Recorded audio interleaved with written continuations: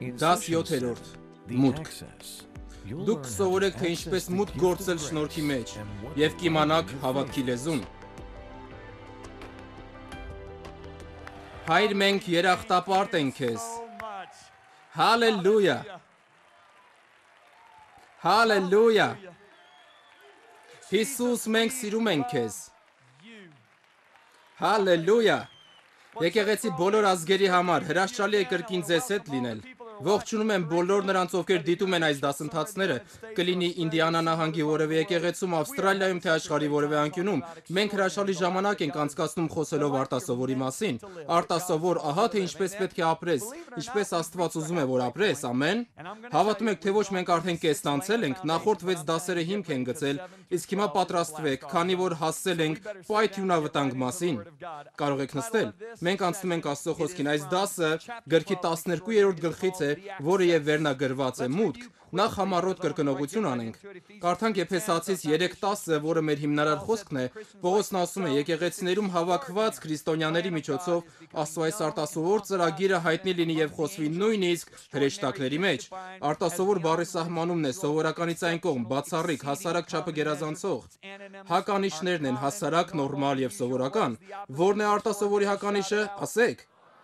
Նորմալը արտասովորի հականիշն է։ Աստված քեզ սովորական կյանքի համար չի կանչել, նա քեզ կանչել է արտասովոր կյանք ապրելու։ Դա նշանակում է, որ անկախ նրանից դու տնային տնտեսուհի ես, գործավարուհի, անձնական խորհրդատու թե վարսահարդար, Աստված քեզ կանչել է արտասովոր կյանքի համար։ Այն ոչ մի կապ չունի քո դիրքի հետ, այն կախված է քո սրտի դիրքից, որի մասին էլ խոսում ենք այստեղ։ Աստված ոչ միայն ցանկանում է, որ դու արտասովոր կյանք ունենաս, այլև այն հաճեցնում է նրան։ Մենք չենք կարող հաճեցնել Աստծուն մեր կարողությամբ։ Բարի լուրն այն է, որ Պետրոսն ասում է 2 Պետրոս 1:3-ում. մենք ամեն բան ունենք Աստծուն հաճելի կյանք ապրելու համար։ Այդ ամենը մեզ տրվել է Աստծո զորությամբ։ Կամ կարող ենք այսպես կարդալ. մենք ամեն բան ունենք արտասովոր կյանք ապրելու համար։ Այդ ամենը մեզ տրվել է Աստծո շնորհքով։ Աստծո շնորհքը ոչ միայն ներում է մեր մեղքերը, փրկում հավիտենական մահվանից, խլում դժոխքից եւ տանում Աստծո արքայություն, այլև մեր մեջ ներարկում նրա աստվածային բնույթը, զորացնում մեզ ապրելու սրբությամբ եւ կարողություն տալիս արքայությունը տարածելու այս խավար աշխարհում։ Ուստի որտեղ է տարանջատումը։ Վերջապես հասանք այստեղ։ Մենք ասացինք, թե ինչ է շնորհքը, բայց ինչու յուրաքանչյուր հավատացյալ չի ապրում այնպես, ինչի մասին ես քարոզում էի առաջին 6 դասերին։ Ինչու մենք չենք ապրում այս շնորհքի զորությունն ամբողջությամբ։ Սա մտքում ունենալով, ես մի քանի հարց կուղղեմ ձեզ։ Ինչու են շատ քրիստոնյաներ ապրում ճիշտ այնպես, ինչպես ապրում էին նախքան Աստծո շնորհքով ազատագրվելը։ Ինչու է զորացնող շնորհքի վկայությունն այսքան փոքր։ Պատասխանը գտնում ենք Նոր Կտակարանի մի խոսքում, որը Հռոմեացիս 5-րդ գլխի առաջի 2 խոսքերն են։ Ուշադիր լսեք, թե ինչ է ասում Պողոսը։ Մենք խաղաղություն ունենք Աստծո հետ մեր Տեր Հիսուս Քրիստոսի ձեռքով, որով եւ ընդունեցինք հավատքով այս շնորհքի մեջ մտնելը։ Ասեք մտնելը։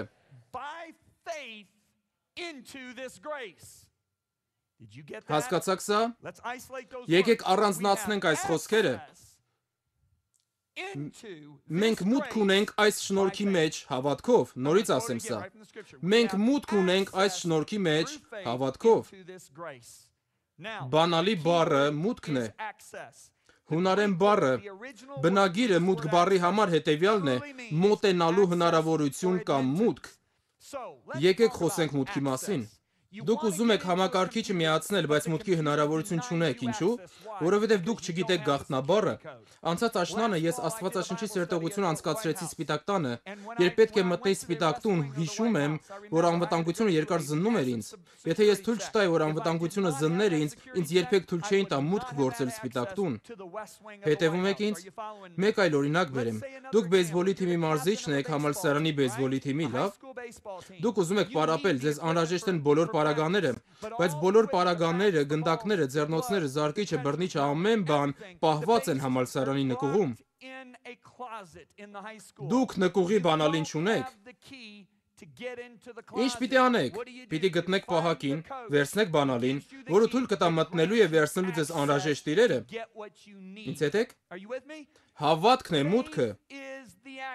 Մենք հավատքով ենք մտնում շնորհքի մեջ։ Թույլ տվեք մի օրինակ էլ բերեմ։ Դուք ձեր բակում ջրհոր ունեք, եւ ինչ-ինչ պատճառով այն ցամաքում է։ Դուք ջուր չեք ունենա, ճիշտ է, բայց քաղաքը մի հսկայական ջրատար ունի, որն անցնում է ձեր փողոցով։ Ջրի միլիոնավոր գալոններ անցնում են այդ խողովակաշարով, որն անցնում է ձեր տան դիմացով։ Ինչ կանեք։ Դուք կգնաք քաղաքապետարան, թույլտվություն կստանաք, կգնեք մի քանի կեռ խողովակ, կմիացնեք ընդհանուր խողովակին, եւ այժմ դուք մուտք ունեք դեպի ջրի միլիոնավոր գալոններ, որոնք անցնում են ձեր տան դիմացով, որի համար նախկինում մուտքի հնարավորություն չունեիք։ Ինչ է հավատքը։ Այն խողովակն է, որը թույլ է տալիս մտնելու շնորհքի մեջ, որի մասին էլ քարոզում եմ։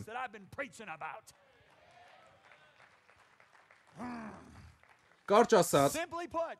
հավատքը շնորհքին միացնող խողովակն է։ Նորից կարդանք Պողոսի խոսքերը։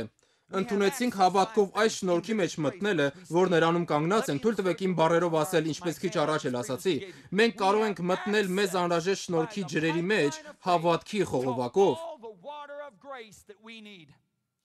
Ողջ շնորհքի մեջ, ասում է Պողոսը, դուք չեք լսում ինձ։ Աստված պատրաստ է ողջ շնորհքը մեզ տալու։ Ինչ է պետք դրա համար։ Հավատք։ Սա միակ կերպն է միանալու շնորհքին։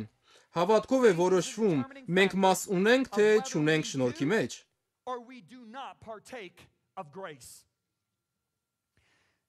Ոչ մի այլ կերպով չես կարող մտնել Աստծո շնորհքի մեջ, բացի հավատքից։ Այդ պատճառով էլ Եբրայեցիս 11:6-ն ասում է, առանց հավատքի անհնար է Աստծուն հաճելի լինել։ Նորից հետ գնանք։ Մտածենք, անհնար է Աստծուն հաճեցնել մեր կարողությամբ, բայց Պետրոսը մեզ բարի լուր է փոխանցում, որն է բարի լուրը։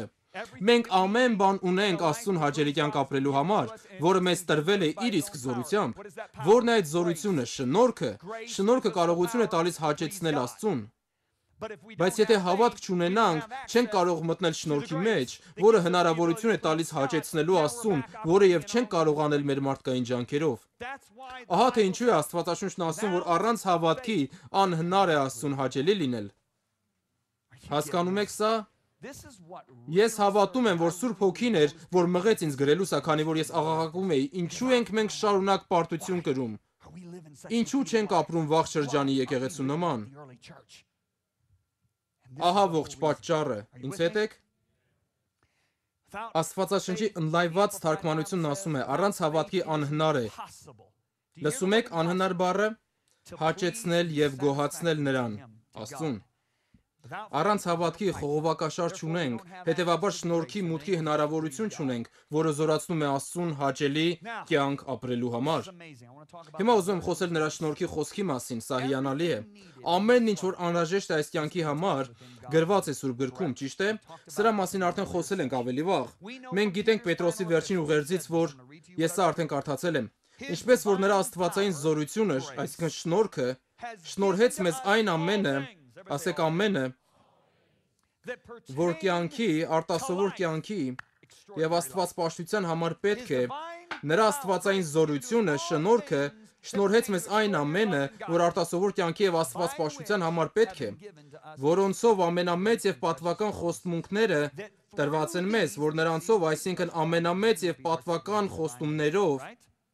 հաղորդակից լինենք աստվածային բնությանը, ճիշտ է։ Արտասովոր կյանքի եւ աստվածպաշտության համար ամեն բան կարող ենք գտնել նրա մեծ եւ պատվական խոստումներում։ Աստվածպաշտության համար ամեն բանը կարող ենք ամփոփել մեկ խոսքում՝ դա շնորհքն է։ Հետևաբար, կարող ենք ասել, որ Աստծո շնորհքը գտնվում է իր խոսքում, մեծ եւ պատվական խոստումներում։ Ճիշտ է։ Դե ասեք ինձ հետ։ Աստծո խոստումները գտնվում են իր խոսքում, որում կան մեծ եւ պատվական խոստումներ, որոնցով հաղորդակից ենք լինում նրա աստվածային բնությանը։ Գործք 14-րդ գլխի 3-րդ խոսքում կարդում ենք. Եվ նրանք երկար ժամանակ այնտեղ մնացին, համարձակ խոսելով Տիրոջ մասին, ով վկայում էր իր շնորհած խոսքին։ Այստեղ եւս տեսնում ենք, որ իր ողջ շնորհքը պարփակված է իր խոսքի մեջ, այն իր շնորհքի խոսքն է, հասկանում եք սա։ Նայենք Գործք 20:32-ը, եւ հիմա եղբայրներ ձեզ հանձնում եմ Աստծուն եւ նրա շնորհքի խոսքին։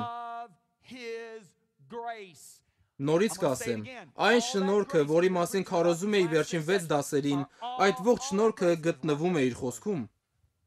Ահա թե ինչու է ասում, ձեզ հանձնում եմ Աստծուն եւ նրա շնորհքի խոսքին, որ կարող է շինել։ Նրա շնորհքի խոսքը կարող է շինել եւ ամեն սրբվածների հետ ձեզ ժառանգություն տալ։ Այդ պատճառով գրված է, որ Հիսուս ամեն բան կրում է իր զորության խոսքով։ Նորից կասեմ սա, նա չի ասում խոսքի զորությամբ, այլ զորության խոսքով։ Աստծո ողջ զորությունը գտնվում է իր խոսքում։ Այդ պատճառով էլ մեր թշնամին ջանում է, որ մեր եկեղեցիները քարոզեն ներշնչանքի պատգամներ, ինչ որ ամսագրից, թերթից կամ ձեռնարկից, Աստծո խոսքը քարոզելու փոխարեն։ Մի հետաքրքիր բան ասեմ, Կղեմես Ալեքսանդրացին վաղ եկեղեցու մեծագույն առաջնորդներից էր։ Նա այն հայրերից է, որի գրվածքները մինչ այսօր կարդում են։ Գիտեք, որ Ջոշ Մակդաուելն իր վճռական վկայություն գրքում նշում է, որ Կղեմես Ալեքսանդրացին նոր կտակարանի 3-ից բացի բոլոր գրքերից 2400 խոսք է օգտագործել իր գրվածքներում։ Դա մեր թվարկության 300 թվականն էր։ Եթե այսօր քրիստոնեական գրախանութ գնաք եւ ցանկացած գիրք վերցնեք ու բացեք, ամբողջ գրքում միգուցե 7 խոսք կգտնեք Սուրբ գրքից։ Ինչ է կատարվում։ Մենք հեռանում ենք խոսքից։ Մենք ուզում ենք ներշնչել մարդկանց, ուզում ենք մի նոր բան ստեղծել։ Այնինչ իրականում Աստված ասում է. «Ինչու ես նորություն փնտրում, երբ ես իմ ողջ զորությունը դրել եմ իմ շնորհքի խոսքում»։ Լսեք, ես ձեզ հանձնում եմ Աստծուն եւ նրա շնորհքի խոսքին, որ կարող է շինել ձեզ։ Սա նրա շնորհքի խոսքն է։ Կարող ես ասել ամեն։ Թույլ տվեք պարզեցնել, հստակեցնել։ Շնորհքը չի տրվում, որովհետև մենք լավն ենք։ Շնորհքը չի տրվում, որովհետև մենք սիրում ենք Աստծուն։ Շնորհքը չի տրվում, որովհետև մենք անկեղծ ենք։ Շնորհքը չի տրվում, որովհետև մենք ջանասիրաբար ծառայում ենք։ Շնորհքը չի տրվում, որովհետև մենք ցանկանում ենք հաճեցնել Աստծուն։ Շնորհքը չի տրվում, որովհետև մենք ճիշտ մարդկանց հետ ենք շփվում։ Շնորհքը չի տրվում։ Եվ այս ցուցակը կարելի է երկար շարունակել։ Ողջ շնորհքը գտնվում է նրա խոսքում, իսկ նրա խոսքին պետք է հավատալ։ Այլապես օգուտ չի տա։ Թույլ տվեք կարդալ Եբրայեցիս 4:2 հրաշալի խոսքը, որովհետև մենք էլ ավետիսն առել ենք, ինչպես նրանք, ովքեր են նրանք Իսրայելի որդիները, բայց նրանց օգուտ չբերեց ավետիսի քարոզության խոսքը, որովհետև չխառնվեց հավատքի հետ լսողների մեջ։ Օգուտ չտվեց նրանց։ Ինչ է ուզում ասել։ Երկնքի բոլոր առատ օրհնությունները Իսրայելի շեմքին էին արդեն։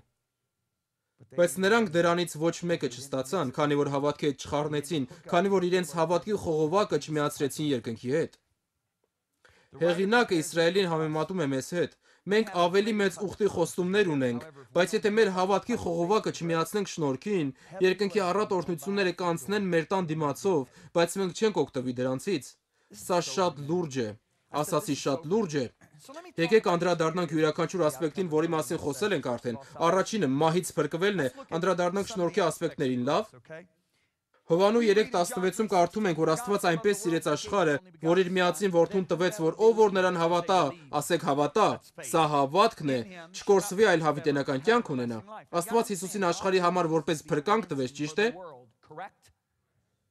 Եվ գիտեք, որն է Աստծո կամքը։ Աստծո կամքն է, որ ամբողջ աշխարհում ոչ ոք, նույնիսկ մեկ հոգի չկորսվի։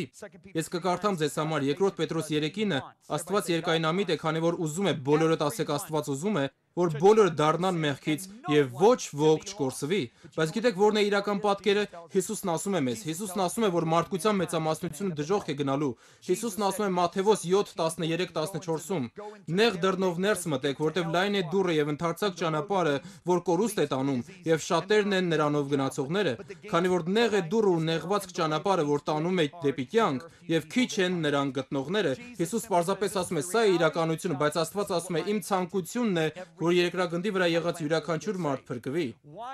Որն է պատճառը, որ թեև Աստված ուզում է բոլորի փրկությունը, իրականում շատերը կորսվում են, ընդամենը մեկ բառ՝ հավատք, քանի որ փրկությունը հասանելի է միայն նրանց, ովքեր հավատում են։ Հիմա գրքից կարդամ. «Էլ ինչու Հիսուս այսքան թանկ գին վճարեց, քանի որ Աստծո ցանկությունն էր, որ բոլորը փրկվեն։ Այդ դեպքում ինչու է մեծամասնությունը դժոխք գնալու 2000 տարիների ընթացքում։ Ինչու՞։ Որովհետև ամեն ով որ հավատա, չկորսվի, յուրաքանչյուր հավատացող»։ Կարդանք Եփեսացիս 2:8-ը. «Շնորհքով եք փրկված դուք հավատքի միջոցով»։ Հավատքը խողովակն է։ Ինձ հետ եք։ Եվ սա ոչ թե ձեզանից է, այլ Աստծո պարգևն է, շնորհքը Աստծո հավիտենական պարգևն է, այն ներում ստանալու միակ ճանապարհն է, ինչև այն կարող ենք ստանալ միայն հավատքի խողովակում։ Սա կարող ենք եզրափակել Հռոմեացիս 3:28-ով։ Ուրեմն համարում ենք, որ մարդը միայն հավատքով է արդարանում Աստծո առջև, լսեցիք։ Ուրեմն համարում ենք, որ մարդը միայն հավատքով է արդարանում Աստծո առջև։ Հռոմեացիս 10:14-ում Պողոսը կրկին ասում է. «Ինչպես կարող են մարդիկ հավատալ Տիրոջը եւ ինչպես կանչեն, եթե երբեք չեն լսել նրա մասին»։ Մարդիկ պետք է լսեն նրա շնորհքի խոսքը, որ հավատան, որ փրկվեն։ Ճիշտ է։ Եվ Հռոմեացիս 10:17-ում էլ կարդում ենք, որ հավատքը, ասեք հավատքը, լսելուց է, լսելը Աստծո խոսքից։ Ոչ միայն ուղղակի լսելով, լսելու երկու տեսակ կա, ասեք լսելու երկու տեսակ։ Պողոս առաքյալը նաև ասում է, ոչ բոլորն են հավատում մեր լուրին։ Ինչու մարդիկ չեն հավատում մեր լուրին, քանի որ հավատքը լսելուց է, լսելը Աստծո խոսքից։ Թույլ տվեք ցույց տալ սա։ Հավատքը լսելուց է, լսելը Աստծո խոսքից։ Երկու կերպ ենք լսում։ Մեկը լսում ենք մեր բնական ականջներով, մյուսը հավատքի ականջներով։ Հիսուսն ասում է մի քանի անգամ, նա ով լսելու ականջ ունի, թող լսի։ Այնտեղ բոլորը ականջ ունեին, բայց ոչ բոլորը լսելու ականջ ունեին։ Նա խոսում էր սրտի ականջների մասին, բոլորդ ասեք սրտի ականջներ։ Ղուկաս 8:15-ն ասում է, որ մեր սիրտը լսում է, երբ այն բարի է, հոժար, ընդունող եւ արձագանքող։ Միայն խոսքը կարող է թափանցել մեր էության խորքերը։ Նորից կարդամ այն խոսքը, որն արդեն շատ եմ կարդացել, որտեղ Աստծո խոսքը կենդանի է եւ զորավոր, ամեն երկսայրի սրից կտրուկ, որ թափանցում է, բոլորդ ասեք թափանցում է։ Ինչ է նշանակում թափանցել։ Մտնել, անցնել ցանկալի տեղը։ Աստծո խոսքը կարող է թափանցել մինչև մեր սիրտը, որտեղից էլ կծնվի հավատքը, քանի որ խոսքն ասում է, որ սրտով է հավատում մարդ արդարանալու համար։ Ուստի հավատքը ապացույց ունի։ Բոլորդ ասեք ապացույց։ Նորից հիշեցնեմ Հռոմեացիս 10:10-ը։ Սրտով ենք հավատում արդարանալու համար։ Ուստի գաղտնիքն այն է, որ Աստծո խոսքը մտնի մեր սիրտ։ Բոլորդ ասեք մեր սիրտ, լավ։ Որովհետև որոշ մարդիկ չեն հավատում մեր պատգամին, ինչու՞։ Որովհետև լսում են իրենց բնական ականջներով։ Նրանք պետք է լսեն սրտի ականջներով։ Իրական հավատքը ծնվում է մեր ներսում։ Շատերը բարդացրել են այն, թեև այն շատ պարզ է։ Հավատք նշանակում է խորապես հավատալ, որ Աստված կանի այն, ինչ ասել է, եւ դրա հետևանքը համաձայնության խոսքն է եւ հնազանդության գործը։ Ասեք ինձ հետ համաձայնել խոսքով եւ հնազանդվել գործով։ Նախ եւ առաջ եկեք խոսենք հավատքի համապատասխան խոսքերի մասին։ Լավ։ Սուրբ Գիրքն ասում է. բայց հավատքից լինող արդարությունն այսպես է ասում։ Ուստի տեսնում ենք, որ հավատքը լեզու ունի։ 3 Կորինթացիս 4:13-ն ասում է, ինչպես գրված է, հավատացի, դրա համար էլ խոսեցի։ Սկզբում հավատալն է, հետո խոսելը։ Ուստի հավատքը խոսում է, հավատքը լեզու ունի։ Ինձ հետ եք։ Ճշմարիտ հավատքը խոսում է։ Ճշմարիտ հավատքը խոսում է ըստ իր հավատալիքի։ Դրա համար է Հիսուսն ասում, որ լեզուն խոսում է սրտի ավելցուկից։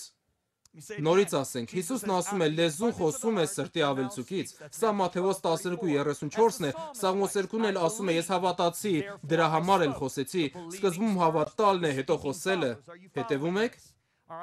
Ճնշման ազդեցության տակ կամ անգիտակից վիճակում մեր բերանից հնչում է այն, ինչին մենք իրականում հավատում ենք։ Լավ, սա պարզապես փաստ է։ Ահա թե որտեղ են մարդիկ սխալվում։ Նրանք կարծում են, եթե ես ճիշտ խոսեմ, ես ճիշտ կհասկանամ։ Ոչ, դուք նախ պետք է հավատաք, որի հետևանքն էլ կլինի ձեր խոսքը։ Ավետարանում մի գեղեցիկ օրինակ կա։ Հիսուս խոսեց ամբողջ օրը։ Մատթեոս 13-րդ գլուխ։ Հիսուս խոսել էր ամբողջ օրը։ Երկնքի արքայության մասին առակներ էր պատմել։ Գիտեք ինչ եղավ վերջում։ Նա նայեց աշակերտներին ու հարցրեց. «Դուք հասկացաք այս ամենը»։ Նրանք ասացին. «Այո, Տեր, ամեն բան հասկացանք»։ Ահա։ Հետո էլ ասաց. «Դե տղաներ, նավ նստեք եւ գնանք դեպի լճի մյուս ափը։ Մենք ծառայություն ունենք անելու այնտեղ»։ Ես գիտեմ, պետք է գնանք։ Ուստի նրանք նավ նստեցին, Հիսուս քնեց եւ ինչ կատարվեց։ Սարսափելի փոթորիկ բարձրացավ։ Հիմա նայենք հմուտ Սիմոնին։ Նրանք գիտեն, որ այս փոթորիկը կսպանի նրանց, ճիշտ է։ Ինձ հետ եք։ Ինչ է կատարվում։ Մարկոս 4:38։ Նրանք արթնացնում են եւ ասում. «Վարդապետ, հոգդ չէ որ կորչում ենք»։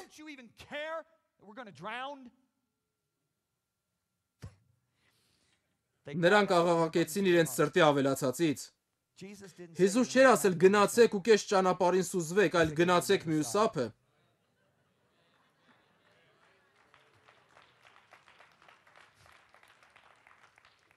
Նրանք լսեցին իրենց բնական ականջներով, ոչ թե սրտի։ Հետո Հիսուս նայում է նրանց եւ ասում. «Բայց նախքան այդ նա ասաց ծովին. «Խաղաղվիր»։ Հետո նայեց նրանց ու ասաց. «Ինչու այդպես վախկոտ եք։ Ինչու հավատք չունեք»։ Ինչպիսի հայտարարություն, ինչպես Հիսուսն իմացավ, որ նրանք հավատք չունեին, ինչպես իմացավ։ Ճնշման ժամանակ նրանց սրտից դուրս եկած խոսքերից։ Երբ ամեն բան լավ է, մենք գիտենք ինչ ասել, երբ եկեղեցում ենք, քրիստոնյա ընկերների հետ գիտենք ինչ խոսել, բայց ինչ ենք ասում, երբ այնքան էլ սթափ չենք մտածում, որ իմանանք ճիշտը որն է։ Կամ ինչ ենք ասում, երբ ճնշման տակ ենք։ Դա է հավատքի համապատասխան լեզուն։ Ինձ հետ եք։ Այս մարդիկ չկարողացան մտնել անհրաժեշտ շնորհքի մեջ, որպեսզի անցնեին ծովով։ Շնորհքի խոսքն ասվել էր, հասկացեք սա, բայց նրանք մուտք չունեին այնտեղ։ Հիսուսն էր մարմնացած խոսքը։ Մարմնացած խոսքն ասաց. «Մյուս ափը գնանք»։ Նրանք չկարողացան մտնել այդ խոսքի զորության մեջ։ Հիշեք, որ նրա ողջ զորությունը պարփակված էր իր խոսքում։ Նրանք չկարողացան անցնել, ինչու, որովհետև չհավատացին։ Հիսուսն ասաց. «Դուք հավատք չունեք»։ Հետևաբար նրանք գործեցին մարդկային զորությամբ։ Ահա թե ինչու նրանք արթնացրին նրան ասելով մեռնում ենք։ Եզրափակում այստեղ ուշագրավ է։ Նորմալ պայմաններում նրանք հայտարարեցին, որ լսել ու հասկացել են Հիսուսի բոլոր ասածները եւ թվում էր իրոք հասկացել են։ Երբ արևը շողում է, ծովը հանգիստ է, մենք հաղթող ենք։ Բայց երբ ճնշումն ուժեղացավ, նրանց սրտի իրականությունը դրսևորվեց։ Հիմա կխոսենք հավատքի համապատասխան գործերի մասին։ Հակոբոսը հստակ խոսում է մեր հավատքին համապատասխան գործերի մասին։ Նա ասում է. «Դու չես կարող ցույց տալ ինձ քո գործերը առանց հավատքի, որ ես ցույց տամ իմ հավատքը առանց գործերի»։ Ինչպիսի հայտարարություն։ Թույլ տվեք պարզեցնել այս խոսքերը վերադառնալով ջրի խողովակի մասին մեր պարզաբանմանը։ Դուք կարող եք խոհանոցում կանգնել լվացարանի առաջ ամբողջ օրը եւ ասել. «Ես միացած եմ ջրի աղբյուրին», բայց ապացույցն այն է, եթե դու բացես ծորակը եւ ջուր չգա այդ տեղից, ուրեմն դու միացած չես։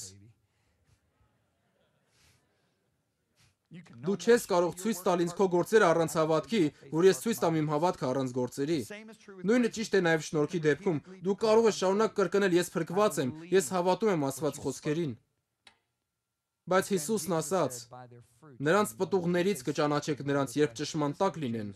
Լսեք, թե Հակոբոսն ինչ է ասում. «Եղբայրներ, ինչ օգուտ կա, եթե մեկն ասի հավատք ունի, բայց գործ չունենա։ Միթե հավատքը կարող է ապրեցնել նրան, բայց մեկն ասում է դու հավատք ունես, մյուսը գործեր։ Իմ պատասխանն է. ցույց տուր ինչպես կարող է մեկն առանց գործերի հավատք ունենալ։ Ես իմ հավատքը գործերով ցույց կտամ։ Հավատում ես, որ միայն մեկ Աստված կա, լավ, դևերը եւս հավատում են, նույնիսկ վախենում են։ Ով դատարկ մարդ, նա խոսում է հավատացյալների հետ։ Կամենում ես իմանալ, որ հավատն առանց գործերի մեռած է։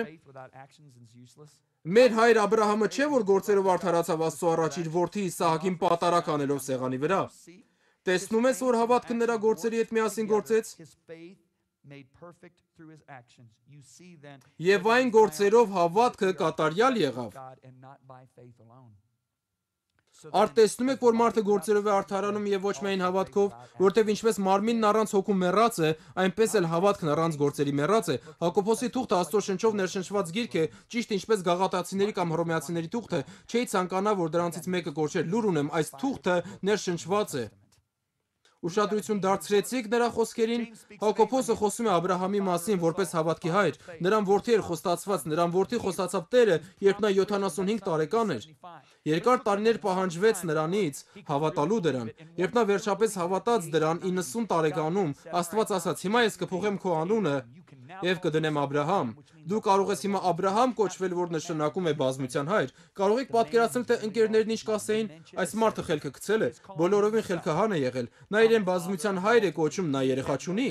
Նրա կինն ամուլ է, բայց նա իրեն բազմության հայր է կոչում»։ Բայց ինչ կատարվեց։ Աբրահամն ասաց այն, ինչին հավատաց, եւ դարձավ այն, ինչ ասաց։ Բայց սկզբում հավատալն է։ Ինձ հետ եք։ Կարդանք Հռոմեացիների թղթից, ինչպես որ էլ գրված է, Աստված ասում է Աբրահամին. «Շատ ազգերի հայր արեցի քեզ»։ Աբրահամը նախ կոչվեց հայր, հետո դարձավ հայր, որովհետև վստահեց Աստծուն անելու այն, ինչ միայն Աստված կարող էր անել, հարություն տալ մեռելին իր զորավոր խոսքով։ Երբ ամեն բան անհույս էր, բոլորդ ասեք անհույս, Աբրահամը շարունակեց հավատալ, որոշելով ապրել, հիմնվելով ոչ թե իր կարողության վրա, այլ Աստծո խոսքի վրա։ Եվ նա դարձավ բազմության հայր։ Աստված ինքն ասաց նրան. «Դու մեծ ընտանիք ես ունենալու, Աբրահամ»։ Աբրահամը չկենտրոնացավ իր սեփական անկարողության վրա եւ չասաց անհույս է։ Այս 100 տարեկան մարմինը երբեք չի կարող երեխա ունենալ։ Ոչ էլ կենտրոնացավ Սառայի արգանդի մեռած լինելու վրա եւ նահանջեց։ Նա չերկմտեց Աստծո խոստումների վրա կասկածամիտ հարցեր տալով։ Նա կառչեց խոստումից եւ զորացավ։ Աստծո համար պատրաստ եղավ համոզված լինելով, որ Աստված կանի այն, ինչ ասել է։ Ինձ դուր է գալիս սա։ Նա համոզված էր, որ Աստված կանի այն, ինչ ասել է։ Նա այնպես չէր պահում իրեն, որ ուրիշներին համոզի, որ հավատք ունի։ Սկզբից հավատքն էր, հետո համապատասխան խոսքերը, որին էլ հաջորդեցին հնազանդության քայլերը։ Աստված էլ իր բաժին գործն արեց, բարեկամներ։ Տարիներ անց Աստված ասում է. «Հիմա ուզում եմ իմ տված որդուդ վերցնես եւ զոհ մատուցես ինձ»։ Հակոբոսը խոսում է Աբրահամի մասին, նա կոնկրետ անդրադառնում է նրա հավատքին։ Այսինքն Աստված ասում է. «Ուզում եմ, որ սպանես քո որդուն, որին 25 տարի սպասել ես»։ Հասկանում եք, թե որքան բարդ է։ Աբրահամի համար ավելի հեշտ կլիներ իրեն զոհաբերել, քանի որ նրա համար Իսահակից կարևոր ոչինչ չկար։ Բայց լսեք, թե Աստվածաշունչն ինչ է ասում, սա զարմանահրաշ է, Ծննդոց 22:3-ը։ Եվ Աբրահամն առավոտ կանուխ վեր կացավ, իր էշի համետը դրեց, վեր առավ իր հետ երկու ծառաներին եւ իր որդի Իսահակին, ողջակեսի փայտ ճղեց ու վեր կացավ գնաց այն տեղը, որ Աստված իրեն ասել էր։ Առավոտ կանուխ, սա հնազանդության համապատասխան քայլ է, հասկանում եք։ Ինչպես կարող էր այսքան արագ սպանել իր սիրելիին։ Պատասխանը գտնում ենք նրա իսկ խոսքում։ Լսեք, թե ինչ է ասում Ծննդոց 22:4-5-ում. «Եվ երրորդ օրը Աբրահամն իր աչքերը բարձրացրեց ու հեռվից տեսավ այն տեղը։ Եվ Աբրահամն ասաց իր ծառաներին. «Դուք այդ էշի հետ այդտեղ մնացեք, ես ու տղան մինչև այն տեղը գնանք եւ երկրպագություն անենք եւ հետո ձեզ մոտ կդառնանք»։ Լսեցիք, թե ինչ ասաց նա. «Մենք կվերադառնանք ձեզ մոտ»։ Նա չասաց ես կվերադառնամ, նա ասաց գնում ենք երկրպագություն անելու։ Նա գիտեր, որ սպանելու է իր որդուն, բայց ասաց մենք կվերադառնանք։ Ինչու այդպես ասաց։ Եբրայեցիս թուղթն օգնում է հասկանալու ինչ կար նրա սրտում։ Եբրայեցիս 11:17-19 Աբրահամը, ընդունելով Աստծո խոստումները, պատրաստ էր զոհաբերելու իր միակ որդուն, թեպետ Աստված խոստացել էր նրան Իսահակով կհամարվեն քո սերունդները։ Աբրահամը ենթադրում էր, որ եթե Իսահակը մեռնի այդ զոհի պատճառով, Աստված նրան նորից կյանքի կկոչի։ Ահա թե ինչու Աբրահամը կարող էր անել այն, ինչ արեց։ Դուք պետք է հասկանաք, որ նա դա չարեց իր ծառաներին ցույց տալու, որ հավատք ունի, նա ուներ հավատք։ Նրա սրտում կասկած չկար, Աստված ինքն է տվել այս որդուն։ Նա խոստացել է, որ նրանով մեծ սերունդ կունենամ, նա զավակներ կունենա, ուստի Աստված էլ հարություն կտա նրան։ Պատրաստվեք, մեկնում ենք վաղ առավոտյան, ինձ դուր է գալիս սա։ Տեսնենք Հակոբոսն ինչ է ասում Աբրահամի մասին Հակոբոս 2:22-24-ում։ Տեսնում եք, որ նա Աստծուն այնքան էր վստահում, որ պատրաստ էր անել Աստծո ամեն ասածը։ Նրա հավատքը կատարյալ դարձավ իր գործերով, եւ կատարվեց գրքի խոսքը, որ ասում է Աբրահամը հավատաց Աստծուն, եւ դա նրան արդարություն համարվեց եւ նա Աստծո բարեկամ կոչվեց։ Արդ տեսնում եք, որ մարդ գործերով է արդարանում, ոչ թե միայն հավատքով։ Թույլ տվեք օգնել ձեզ հասկանալու սա։ Եթե ուզում եմ Ավստրալիա գնալ, ինչ եմ անում։ Օդանավի տոմս եմ գնում։ Տոմսը գնելուց հետո ինչ եմ անում, օդանավ եմ նստում եւ հետո քնում եմ։ Գիտեք ինչու, քանի որ գիտեմ, որ Ավստրալիա եմ հասնելու։ Ինչ որ մեկը կարող է ասել, որքանով ես համոզված, որ այս օդանավը Հոնկոնգ չի գնա, որտեղից գիտես, որ Ավստրալիա ես հասնելու, որտեղ վստահում եմ ավիաընկերությանը։ Նախքան գործ անելը ես հավատացի, որ Սիդնեյի տոմս եմ գնել։ Որն է իմ համապատասխան քայլը։ Նստել օդանավ։ Հասկացեք, երբ հավատաք, որ Աստված կանի իր ասածը, դուք կնստեք օդանավ։ Բայց ինչ են անում մեզնից շատերը։ Դե ես այնքան էլ չեմ վստահում Աստծուն, որ նա ինձ կհասցնի Սիդնեյ, ավելի լավ է արթուն նստեմ եւ ամբողջ ընթացքում աղոթեմ։ Դրանք են համապատասխան քայլերը, ինձ հետ եք։ Ասացի ինձ հետ եք։ Ահա թե ինչ է ասում Աստվածաշունչը։ Պողոս առաքյալն ասում է ոչ միայն Աբրահամի, այլև մեզ համար։ Աստված ասում է, որ Աբրահամը հավատքի հայր էր, եւ նա գրեց Աբրահամի մասին, որը նաեւ վերաբերում է մեզ։ Թույլ տվեք ասել, որ մեր փնտրածը հավատքի խողովակը չէ, այլ շնորհքի ջրերը, որոնք գալիս են դրա միջով։ Խողովակը պարզապես այն միջոցն է, որը բերում է անհրաժեշտ ջուրը։ Հավատքի խողովակը շնորհքի ջրերի մեջ մտնելու միակ կերպն է։ Ուրիշ կերպ չկա։ Նրանք, ովքեր օրենքի շրջանում էին ապրում, Պողոսն ասում է, որ ըստ օրենքի գործերի էլ դատվելու են, իսկ մենք, որ հավատում ենք, որի հետևանքով էլ գործում ենք, սա մեկ այլ բան է, ինձ հետ եք։ Ես մի բան եմ հայտնաբերել, որի մասին էլ հիմա կխոսեմ ձեզ հետ։ Երբ դեռ փոքր էի, հայրս ինձ տարավ կինոթատրոն 10 պատվիրաններ ֆիլմը դիտելու։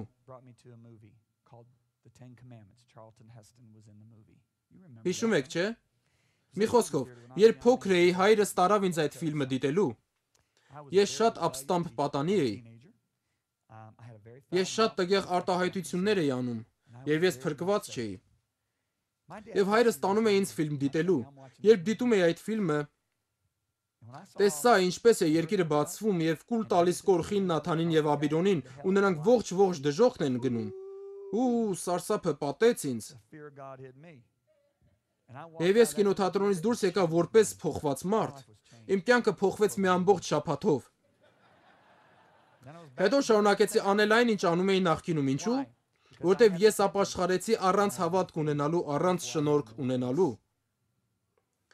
Իմ կյանքը չփոխվեց, քանի որ շնորհքը չունեի։ Հետո քոլեջում իմ եղբայրներից մեկը ասաց ինձ Հիսուսի մասին։ Ես լսեցի սրտով եւ կյանքս տվեցի նրան։ Հետո միայն իմ կյանքը փոխվեց։ Ես նկատեցի, որ էլ չեմ հայհոյում ինչպես առաջ։ Երբ անցնում էի հանրակացարանի սենյակների մոտով եւ լսում, որ ընկերներս սպառում էին, մտածում էի, ինչ տխուր է, չեն հասկանում, թե ինչքան անիմաստ է սա։ Նրանք այնպես էին իրենց սպառում, կարծես Դարվինը ճիշտ էր։ Նրանք նման էին մի խումբ կապիկների։ Դարվինը ճիշտ չէր, չգայթակղվեք ինձանով։ Մի երեկո այնտեղով անցնելիս մտածում էի, չեն տեսնում, որ դևեր կան այնտեղ։ Ես սկսել էի կառչել սրբության պատգամից, եւ իմ մեջ սկսեց ապրել սուրբ մարդը։ Եվ ես դարձա շատ օրինապաշտ։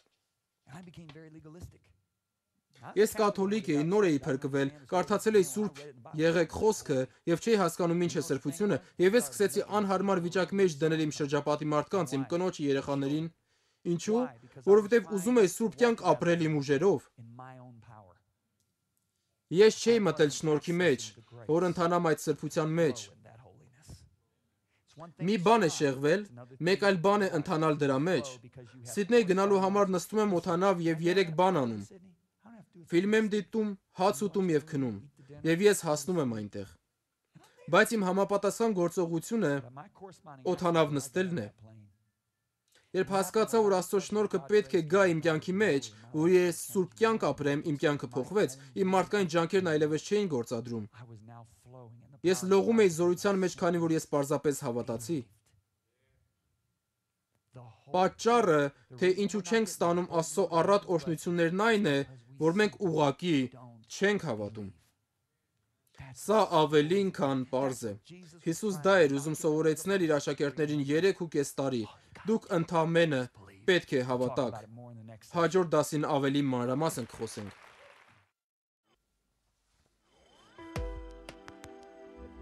Որպես նոր Արարած, դու այլևս սովորականից առանց ես։ Հաջորդիվ 8-րդ դաս, հասկացողությունից վեր։ Դուք կիմանաք, թե որն է ձեր անսահման եւ անչափելի կարողությունը բացելու բանալին։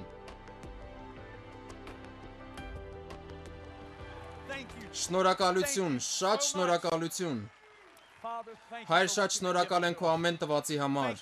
Շնորհակալություն Աստծո հոգի քո ամեն տվածի համար։ Մենք փառաբանում ենք քեզ։ Մենք փառաբանում եւ պատվում ենք քեզ Հիսուսի անունով։ Լավ, բոլորդ ուրախ եք Աստծո խոսքի համար։ Դուք ուրախ եք նրա զորության խոսքով։ Ամեն։ Իր շնորհքի խոսքով ամեն։ Մենք լսում ենք նրա զորության խոսքը, որը հավատք է ծնում։ Քանի որ հավատքը լսելուց է լսել Աստծո շնորհքի խոսքից։ Նստեք, մենք սկսենք այստեղից։ Մենք արդեն 8-րդ դասում ենք, 8-րդ դաս։ Մենք արագ ենք առաջ գնում եւ եթե կուզեք վերնագրել այս դասը, ես այն կկոչեմ հասկացողությունից վեր։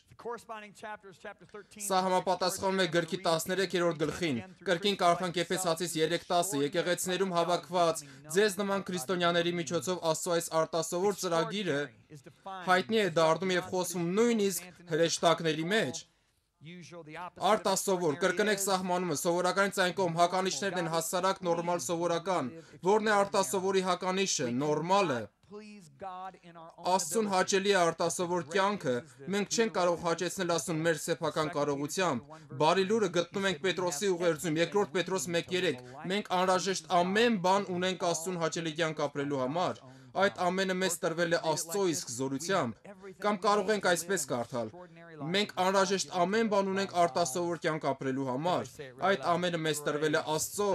Բոլորդ ասեք Աստծո շնորհքով։ Ինձ դուր է գալիս, Աստծո շնորհքը ոչ միայն ներում է մեր մեղքերը, փրկում է հավիտենական մահից, փրկում դժոխքից, տանում երկինք, այլև ներարկում է իր աստվածային էությունը, զորություն տալիս ապրելու ճշմարիտ սրբության մեջ, օգնում է երկնային կենսակերպը բերել երկիր։ Եվ թեև շնորհքը ձրի է տրվում, այն կարելի է ստանալ միայն դե բարձր ասեք հավատքով, այն չի տրվում, որտեղ մենք լավն ենք, կամ խանդավառված ենք, կամ անկեղծ ենք, կամ էլ ծառայություններով շատ զբաղված, պատճառը միայն հավատքն է։ Ահա թե ինչու Եբրայեցիս 10:38-ն ասում է. արդարը հավատքով կապրի։ Ուստի շատ կարևոր է, որ մենք, ինչպես ասում է Կողոսացիս 2:7-ը, հաստատված լինենք հավատքի մեջ։ Եթե մենք հաստատվենք, հիմնվենք հավատքի վրա, ապա կարող ենք գործել Աստծո նպատակի համար։ Պողոսի առաքելությունը այն ժողովրդի, որի համար ուղարկված էր, եւ որն անկասկած ներառում է ինձ եւ քեզ, հետեւյալն էր, սա առաջի Թեզաղոնիկեցիս 3:10-ն է, ձեր երեսը տեսնելու եւ ձեր հավատքի պակասությունը լցնելու համար։ Պողոսն ասում է, ես ուղարկվել եմ լցնելու ձեր հավատքի պակասությունը։ Նույն նպատակով էլ գրել եմ արտասովոր գիրքը։ Աստված շատ խիստ խոսեց ինձ հետ անցյալ տարի։ Ես մեկ այլ թեմայով էի ուզում գիր գրել, բայց նա ասաց, ուզում եմ այս թեմայով գրես։ Քանի որ հավատում եմ, որ Աստված ուզում է լցնել մեր հավատքի պակասությունը, լավ, ես զգուշորեն գնացել եմ նոր կտակարանի մեր ով լինելու հայտնության հետքերով եւ պարզել, թե ինչ է հասում մեզ Քրիստոսի մեջ, եթե մենք պարզում ենք մեր ով լինելը, մեր հավատքը լցվում է եւ ինչ է տեղի ունենում։ Հիմնարար փոփոխություն։ Ճիշտ է, արմատական փոփոխություն մեր տեսակետի, մեր մտածելակերպի մեջ։ Թույլ տվեք մեկ այլ կերպ բացատրել սա։ Մի կարճ պատմվածքի տեսքով։ Պատկերացրու, որ դու ծնվել ես որպես թագավորի որդի։ Քո ճակատագիրն է թագավորել այդ գահի վրա։ Դա քո ժառանգությունն է։ Բայց քո ծնվելուց հետո որոշ մարդիկ գողանում են քեզ, տանում են մի վայր, մի երկիր եւ թաքցնում քեզ։ Եվ 20 տարի այդ մարդիկ քեզ ստրուկ են դարձնում, եւ դու հիմա լվանում ես նրանց հագուստները, կերակուր պատրաստում նրանց համար, փայտ կտրում, մի խոսքով դու բառացիորեն դառնում ես նրանց ստրուկը։ Բայց գիտես ինչ է անում քո հայրը այդ ընթացքում 20 տարի շարունակ, նա հրամայում է փնտրել քեզ ամենուր։ Եվ գիտես ինչ է կատարվում 20-րդ տարում, նրանք գտնում են քեզ, նրանք վերադարձնում են քեզ պալատ, եւ ողջ թագավորությունը ցնծում է։ Թագաժառանգը որդին վերադարձել է։ Ինչպիսին կլինի քո առաջին օրը այդ պալատում։ Դու արթնանում ես առավոտյան եւ մեխանիկորեն գնում ախոր կթելու կովերին, արքայական կովերին։ Դու գնում ես արքայական պարտեզ պատրաստելու քո արքայական նախաճաշը եւ վերադառնում ես ծառաները հարցում են ինչ ես անում։ Դու էլ ասում ես նախաճաշս եմ պատրաստում, նրանք ասում են դա մենք պետք է անենք։ Նախաճաշից հետո գնում ես քո սենյակ հավաքելու անկողինդ, հանում ես սպիտակ եղենը եւ սկսում լվանալ։ Ծառաները զարմանում են ինչ ես անում, սենյակս եմ հավաքում, հագուստս եմ լվանում։ Նրանք էլ թե մենք ենք դա անում։ Քանիսդ գիտեք, որ առաջին օրը հեշտ է ամեն բան արտակնապես փոխել։ Բայց քո մտածելակերպը կարծրացած է, եւ քո մտածելակերպը փոխելու համար շատ ավելի խորը պետք է աշխատեն քո վարվելակերպը, քո մտածելակերպը, քո տրամաբանությունը, քո շփումը մարդկանց հետ, որոշումներ կայացնելը, ամենը պետք է լիովին փոխվի։ Քո ստրկական մտածելակերպը շերտ առ շերտ փոխվի քեզնից։ Այո, կարող ես առաջին օրը հասկացնել որդուն, որ հագուստը ծառան պետք է լվանա, բայց դու դեռ շատ ավելի խորը աշխատանք պետք է կատարես, քանի որ ստրկության 20 տարիները ձևավորել են նրա մտածելակերպը, հետևում եք։ Սա հենց այն էր, ինչ Պողոսն ասում էր. ես ուղարկված եմ ձեզ տեսնելու եւ լցնելու ձեր հավատքի պակասությունը։ Նա նկատի ուներ, որ յուրաքանչյուրս ծնվել են գերի սովորականին։ Նա ասում է, հիմա պետք է ազատություն գտնենք, եթե հավատանք,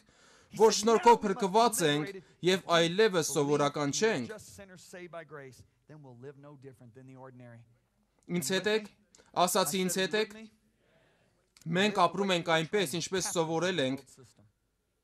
գերի աշխարհի համակարգին։ Ինչևէ, եթե թույլ տանք, որ Աստծո խոսքը փոխի մեզ, նա խոսում է մեր կյանքի համար, վերասովորեցնելու մեզ, փոխելով մեր ներսը։ Նա ասում է. դուք ընտրված ազգ եք, սուրբ ազգ, դուք իմ դեսպաններն եք, ես ձեզ թագավորներ եւ թագուհիներ կոչեցի, դուք Աստծո ժառանգներն եք, իդեպ իմն է ողջ երկիրը,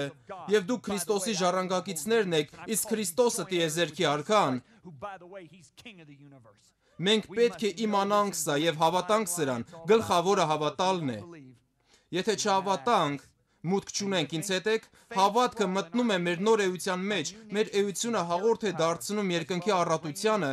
որքան էլ տխուր է, շատ քրիստոնյաներ դեռ մեղքի գերի են եւ խաբված կյանք են ապրում։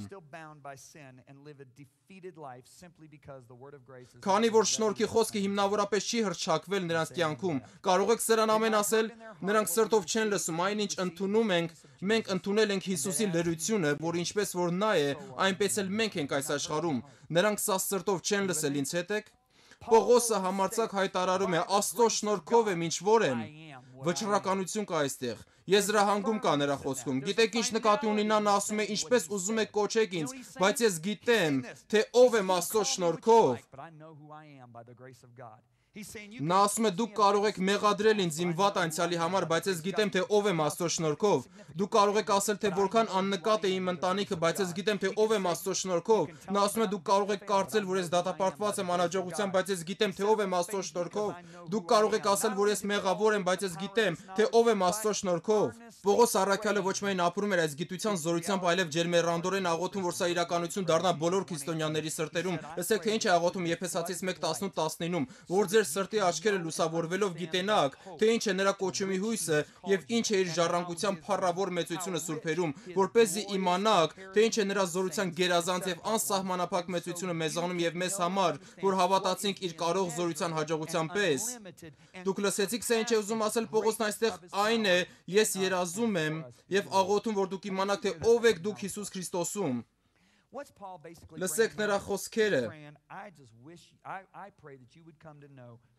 Լսեք նրա խոսքերը, նրա զորության գերազանց եւ անսահմանափակ մեծությունը հասանելի է մեզ, որովհետեւ բանալին հավատալն է, քանի որ լսեք թե ինչ է ասում, մեզանում որ հավատացինք։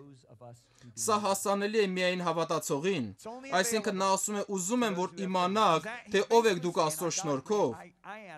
Ինչու, որ այնպիսի հավատք ունենաք, որ հաղթում է ողջ աշխարհին։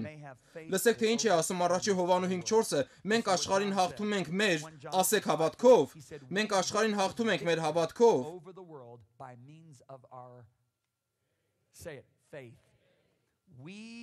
Մենք կարող ենք հաղթանակ տանել միայն ինչպես պարզապես հավատքով։ Մեզ ղեկավարող զորությունները, որոնք մի ժամանակ ղեկավարում էին մեզ, երբ դեռ սովորական մարդիկ էինք, հիմա դրանք հաղթահարում են հավատքով։ Սա շատ ավելի խորն է, քան ստրկությունից ազատվելը։ Վերադառնանք Պողոսի աղոթքին։ Նա ջերմեռանդորեն աղոթում էր, որ մենք իմանանք նրա զորության գերազանց, բոլորդ ասեք գերազանց եւ անսահմանափակ մեծությունը մեզանում, որ հավատում ենք։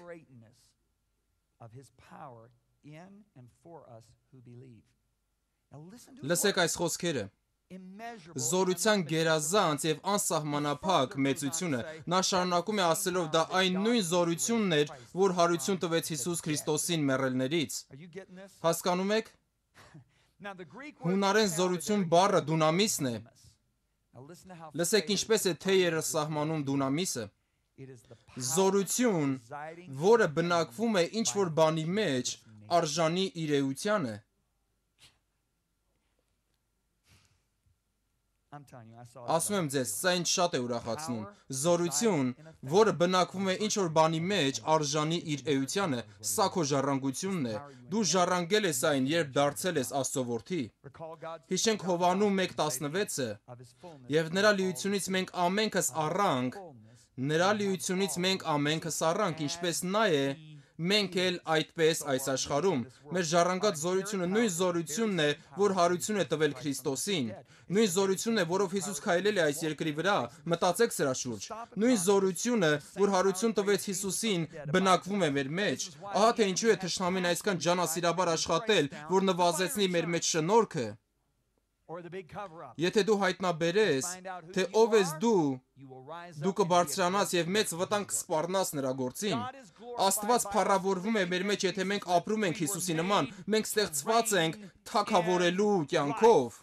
Ահա թե ինչ է ասում Պողոս առաքյալը Հռոմեացիս 5:17-ում. նրանք, որ ընդունում են շնորհքի լիությունը, բոլորդ ասեք շնորհքի լիություն։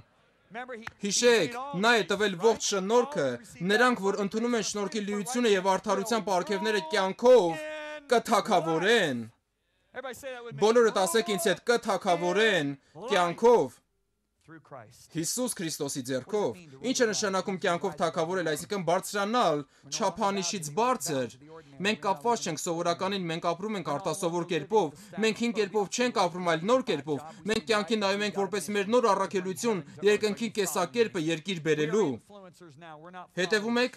մենք ազդեցություն թողնողներ ենք, ոչ թե հետևողներ։ Եթե դու ուսուցիչ ես, ինչ է դա նշանակում։ Դա նշանակում է, որ դու պետք է փոխանցես իմաստություն եւ գիտություն Աստծո շնորհքով, որը քո կյանքում է, այնպես որ մնացած ուսուցիչները հարցնեն քեզ. ո՞րն է քո գաղտնիքը։ Ո՞րն է քո գաղտնիքը։ Եթե դու գործարար տղամարդ ես կամ գործարար կին, պետք է իմանաս երբ վաճառել եւ երբ գնել, երբ սկսել եւ երբ ավարտել։ Դու բոլորից լավ ես կարողանում գովազդել եւ մարդիկ զարմացած հարցնում են քեզ. ինչպես ես կարողանում շարունակ աճել, երբ տնտեսությունը գնալով իջնում է։ Իմ հարստությունը նրա ճոխության համեմատ է, ոչ թե տնտեսության հարստության համեմատ։ Նշանակում է, որ եթե դու ոչաբան ես, քո խոսքն ազդեցիկ է ոչ ստեղծելու հարցում, իսկ մյուսները գլուխ են ջարդում։ Ինձ հետ եք նշանակում է, եթե դու տնային տնտեսու ես, այլ մայրիկները նայում են քեզ եւ ասում. ինչպես ես կարողանում երեխաներիդ այդքան լավ դաստիարակել, ինչպես են նրանք այդքան ուրախ, ինչպես ես կարողանում այդքան հաղորդակցվել նրանց հետ եւ այսպիսի չեմպիոնները բարձրացնել։ Ո՞րն է քո գաղտնիքը։ Դուք թագավորում եք կյանքով այն ասպարեզում, որտեղ Աստված դրել է ձեզ։ Եթե դու դերասան ես, քո տաղանդը ստեղծագործ կերպով փոխանցում ես մարդկանց, նկարում ես, թե ստեղծագործում կամ ինչ էլ որ անում ես քո ոլորտում, ասպարեզում, մարզադաշտում, եթե ոչաբան ես, քո խոսքն ազդեցիկ է նոր ոչ ստեղծելու հարցում։ Մենք այնպիսի մարդիկ պետք է լինենք, որից աշխարհը ջանա սովորել։ Մենք պետք է ազդենք աշխարհի վրա, քանի որ նա, ով ստեղծել այդ զարմանահրաշ լեռները, ամեն օր նկարում է մեր գեղեցիկ մայրամուտը, նա ով արարել է ծովի բոլոր կենդանիներին, ապրում է մեր մեջ։ Նայենք Դանիելին։ Դանիելը մի երիտասարդ եբրայեցի էր, ում տարել էին այդ ժամանակի ամենահզոր երկիրը Բաբելոն։ Եվ հարցազրույցից հետո առաջնորդի հարցեր տալուց հետո պարզվեց, որ նա 10 անգամ իմաստուն էր։ Եվ նա այնպիսի գործեր արեց, որ նախկինում ոչ ոք երբեք չէր արել։ Նա այնպիսի գաղափարներ առաջարկեց, որ ոչ ոքի մտքով չէր անցել։ Եվ այդ գաղափարները գործեցին, հիշեք Դանիելին, նա մարգարե էր, եւ Հիսուսն ասաց. Հովանես Մկրտիչը մեծագույն մարգարեն է, ճիշտ է։ Բայց նաեւ ասաց, որ նա ով երկնքում ամենափոքր կկոչվի, ավելի մեծ է, քան Հովանես Մկրտիչը, հետեւաբար ավելի մեծ քան Դանիելը, ինչու՞, քանի որ արքայությունը Դանիելի մոտ էր, իսկ ձեր պարագայում արքայությունը ձեր մեջ է։ Այդ ժառանգած զորությունը ձեր մեջ է, այն ձեր նոր էության մեջ է, Հիսուս Քրիստոսի լրությունը։ Հիմա հասկանում եք, թե ինչու են Հոլիվուդի ռեժիսորները գալիս կիրակնորյա ծառայությունները նայելու, որպեսզի գաղափար ունենան, թե ինչպես հաջողվել Հոլիվուդում։ Հիշում եմ, մոտավորապես 1 տարի առաջ միացրի մի քրիստոնեական ալիք եւ տեսա քրիստոնեական աստղ մրցույթը, աչքերիս չէի հավատում։ Ասացի սա կատակ է, 2 հոգի երգում էին զարմանալի շնորհքը, իսկ ժյուրին ընտրում էր։ Ասացի ոչ, ասացեք որ սա կատակ է, մենք կրկնօրինակում ենք աշխարհից այնինչ աշխարհը պետք է կրկնօրինակի մեզնից, ինչու որտեվ այդ ժառանգած զորությունը մեր մեջ է, մենք պետք է լույս լինենք, հասկանում եք, մենք լույս ենք, խավարն ասում է ես չեմ հասկանում թե ինչ է կատարվում մեր տնտեսության հետ, ահա թե որտեղ պետք է մենք փայլենք, թագավորենք կյանքով, Եթե դուք ինձ ասում եք, որ ձեր կարիքները բավարարվում են ըստ տնտեսության հարստության եւ ճոխության, ուրեմն դուք չեք հավատում, դրա համար էլ դեռևս տնտեսությունն է մատակարարում ձեզ, դրա համար էլ ձեր հաշիվներն այդ վիճակում են, օ ջոն, ինձ հեռացրել են գործից, դե դա խոսում է քո պաշտոնի բարձրացման մասին, ահա թե ինչ է դա ինձ ասում, սրա մասին կարող եմ ամբողջ օրը քարոզել, Մեր կարիքները պետք է բավարարվեն այն զորության համեմատ, որ մեր ներսում է, ինչու պարզապես չհավատալ սրան, ինչու ենք մենք այսքան դժվար հավատում, ինչու մենք չենք վայելում աստվածահաճո կյանք, բարգավաճելով մեր ասպարեզներում, հասարակության բոլոր ոլորտներում նորամուծություններ անելով, ինչու մենք աշխարհի իմաստուն մարդիկ չենք, ինչու չենք կարողանում բժշկել հիվանդին, հանել հիվանդությունը, ազատել գերիներին կարեկից եւ եռանդուն սրտով։ Պողոսն այս աղոթքն արեց, որ մենք հայտնություն ստանանք, որ զորությունը հասանելի է մեզ, եթե միայն հավատք ունենանք։ Լսեք Պողոսի խոսքերը։ Եփեսացիս 3-րդ գլուխ։ Բայց նրան, որ կարող է, բոլորդ ասեք կարող է, առատությամբ անել ամեն բաներից ավելի, քան որ խնդրում ենք եւ իմանում, այն զորության չափով, որ մեզանում ներգործում է։ Նրան փառք լինի եկեղեցուն, որ Քրիստոս Հիսուսումն է ամեն դարերում հավիտյանս հավիտենից ամեն։ Նա կարող է առատությամբ անել ամեն բաներից ավելի։ Լսեցիք այս խոսքերը, ամեն բաներից ավելի, քան որ խնդրում ենք կամ մտածում ենք։ Նա կարող է դրանից ավելին անել։ Լսում եք ինձ։ Լսում եք ինձ։ Իսկ ինչպես է նա անում այդ։ Այն զորությամբ, որ գալիս է նրա գահից։ Ոչ, այն զորությամբ, որ տրվում են հատուկ դեպքերում հրեշտակների միջոցով։ Ոչ, արդյոք այն հատուկ զորությունն է, որ տրվում է միայն առաքյալներին։ Ոչ, այն զորությունն է, որ ներգործում է մեզանում։ Լսեցիք նրա խոսքերը այն զորության չափով, որ ներգործում է մեզանում, բոլորդ ասեք մեզանում։ Լսեք Պողոսի խոսքերը ընդլայնվածից զարմանալի է, բայց նրան, ով ըստ համաձայն իր զորության գործի, որ ներգործում է մեզանում, կարող է կատարել իր գործը գերազանց առատությամբ, անհամեմատ ավելին, քան մենք կհամարձակվենք խնդրել կամ մտածել մեր ամենախոր աղոթքներում, ցանկություններում, մտքերում կամ երազանքներում, լինի փառք։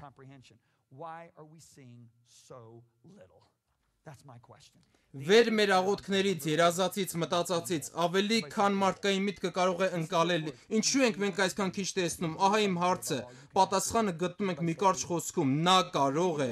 բոլորդ ասեք կարող է, լսեք նրա խոսքերը, նա կարող է գերազանց բաներ անել, ավելին քան կարող ես խնդրել կամ մտածել, բոլորդ ասեք կարող է, թույլ տվեք մի պատմություն պատմել, որը կրուսաբանի իմ ասածը, ենթադրենք դուք ապրում եք Ֆլորիդայի մի ափամերձ քաղաքում եւ փոթորիկ է բարձրացել, լավ, երբ փոթորիկը եկավ ամեն բան սրբեց տարավ, էլեկտրականություն չկա եւ գիտեք ինչ, թարմ ջուր եւս չկա։ Եվ գիտեք ինչ անում քաղաքապետարանը, նրանք ջրի մի հսկայական մեքենա են բերում, որում շատ թարմ ջուր կա, եւ քաղաքապետը հայտարարում է, մենք կարող ենք ձեզ այնքան ջուր տրամադրել, որքան դուք կարող եք տանել։ Հետաքրքիր կլինի տեսնել տարբեր տեսարաններ։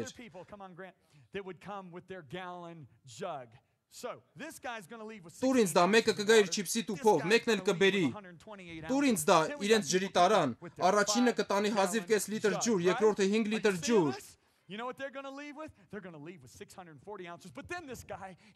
Կլինի նաև այնպիսի մարդ, ով կգա իր 20 լիտրանոց տարայով, տեսնում եք սա։ Գիտեք ինչպես կվերադառնա եւ նա կկարողանա 20 լիտր ջուր տանել, հետո կբերի 10 այդպիսի տարայով, կտանի 200 լիտր ջուր, պատկերացրեք այն մարդը, որ եկել էր իր չիպսի տուփով, 200 լիտր ջուր տանողի հարևանն է, նա նայում է իր հարևանին, որ տանում է իր ջրով լի տարաները եւ բարկանում, նա իր ափերից դուրս է գալիս, նա սկսում է գանգատվել մյուս հարևանների մոտ, գնում է քաղաքապետի մոտ եւ ասում, սա արդարացի չէ։ Քաղաքապետը հասկանում է նրան եւ ասում, մենք ասել էինք, որ կտանք այնքան ջուր, որքան կարող եք տանել, սահմանափակող գործոնային տարաներն են, որոնք նրանք բերել էին։ Որն է ասում քո կյանք բերելու սահմանափակող գործոնը։ Համաձայն նրա ինչ կարող ես խնդրել կամ մտածել։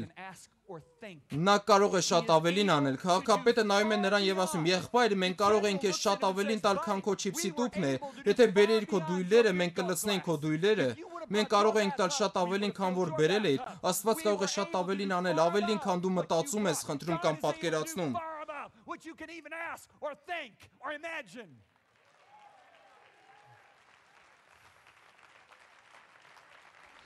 Որն է մեր տարան։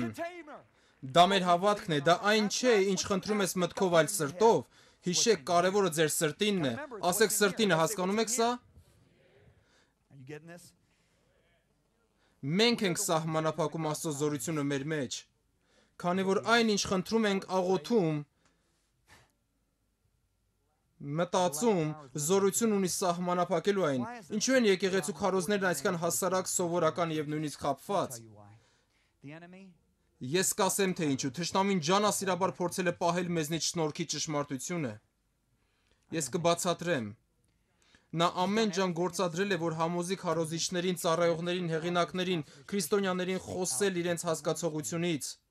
իրենց փորձառությունից կամ էլ ուրիշների փորձառությունից, ովքեր բոլորովին հեռու են ապրել իրենց ժառանգությունից։ Լսեցիք այս երեք բաները։ Իրենց հասկացողությունից, փորձառությունից կամ էլ ուրիշների փորձառությունից, ովքեր բոլորովին հեռու են ապրել իրենց ժառանգությունից։ Ահա թե ինչ է աղոթում Պողոսը։ Աղոթում եմ, որ դուք հասկանաք, թե ովքեր եք դուք իրականում եւ ճանաչեք զորությունը, որ ձեր մեջ է։ Եվ ո՞րն է սրա արդյունքը։ Մենք նմանվում ենք 10 լրտեսներին։ 12 լրտես ուղարկվեցին ուսումնասիրելու Խոստումի երկիրը։ 10 վերադարձան շատ խոնարհ սրտով։ Նրանք ասացին. «Ահա իրավիճակը, մենք ստրուկներ ենք, իսկ նրանք փորձառու պատերազմողներ։ Այնտեղ հսկաներ կան, նրանք մասսայական կոտորածի զենքեր ունեն։ Եթե գնանք այնտեղ, կարող է մեր կանանց բռնաբարեն, մեր երեխաներին սպանեն»։ Եվ բոլորը ծափահարում են. «Ինչ խոնարհ մարդիկ եք դուք։ Մենք այնքան ուրախ ենք, որ դուք այսքան խոնարհ եք։ Ինչ աստվածավախ մարդիկ եք»։ Ուրախ ենք, որ դուք Քաղեբի նման մեծամիտ չեք, որովհետև Քաղեբն ասում էր. «Ինչի մասին է խոսքը։ Այս մարդիկ չեն հասկանում, մենք ուրախ ենք, որ մեծամասնությունը խոնարհ է, ուրախ ենք, որ մեծամասնությունը իրատեսական է, իսկ այս երկու մեծամիտ ամբարտավան ու պարծենկոտ մարդիկ ասում են, նրանք չեն հոգում իրենց կանանց մասին, նրանց չի հետաքրքրում, որ իրենց կանանց կարող են բռնաբարել, երեխաներին սպանել, բայց ովքեր են իրականում հպարտ, լրտեսները, 10 լրտեսները։ Ուզում եք իմանալ, թե ինչու, որտև նրանք ամեն ինչ կապում են իրենց կարողության հետ։ Իսկ Հեսուն եւ Քաղեբը հիմնվում էին Աստծո կարողության վրա, անդրադառնանք աշակերտներին, երբ փոթորիկ բարձրացավ, ինչու Հիսուսն ասաց. «Դուք հավատք չունեք», որտեղ նրանք հենվում էին իրենց կարողության վրա պայքարելու փոթորկի դեմ, ոչ թե իրենց տրված կարողության, ոչ թե իրենց տրված շնորհքի վրա։ Դուք այստեղ եք, բայց 3.5 տարի Հիսուսի հետ քայլելուց հետո իրավիճակն ամբողջովին փոխվեց, ամեն բան փոխվեց։ Ինչու վաղ եկեղեցին սրան հավատալու խնդիր չուներ։ Ինչու էին նրանք այդքան զորավոր։ Ինչու էին Ստեփանոսը եւ այլ հավատացյալներ շարժվում Աստծո զորությամբ։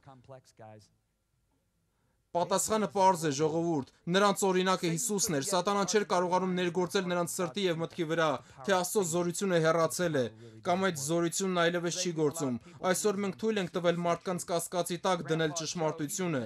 Իմ պապիկ Ջոնը քարոզիչ էր, նա աղոթեց մի հիվանդի համար եւ նա մահացավ։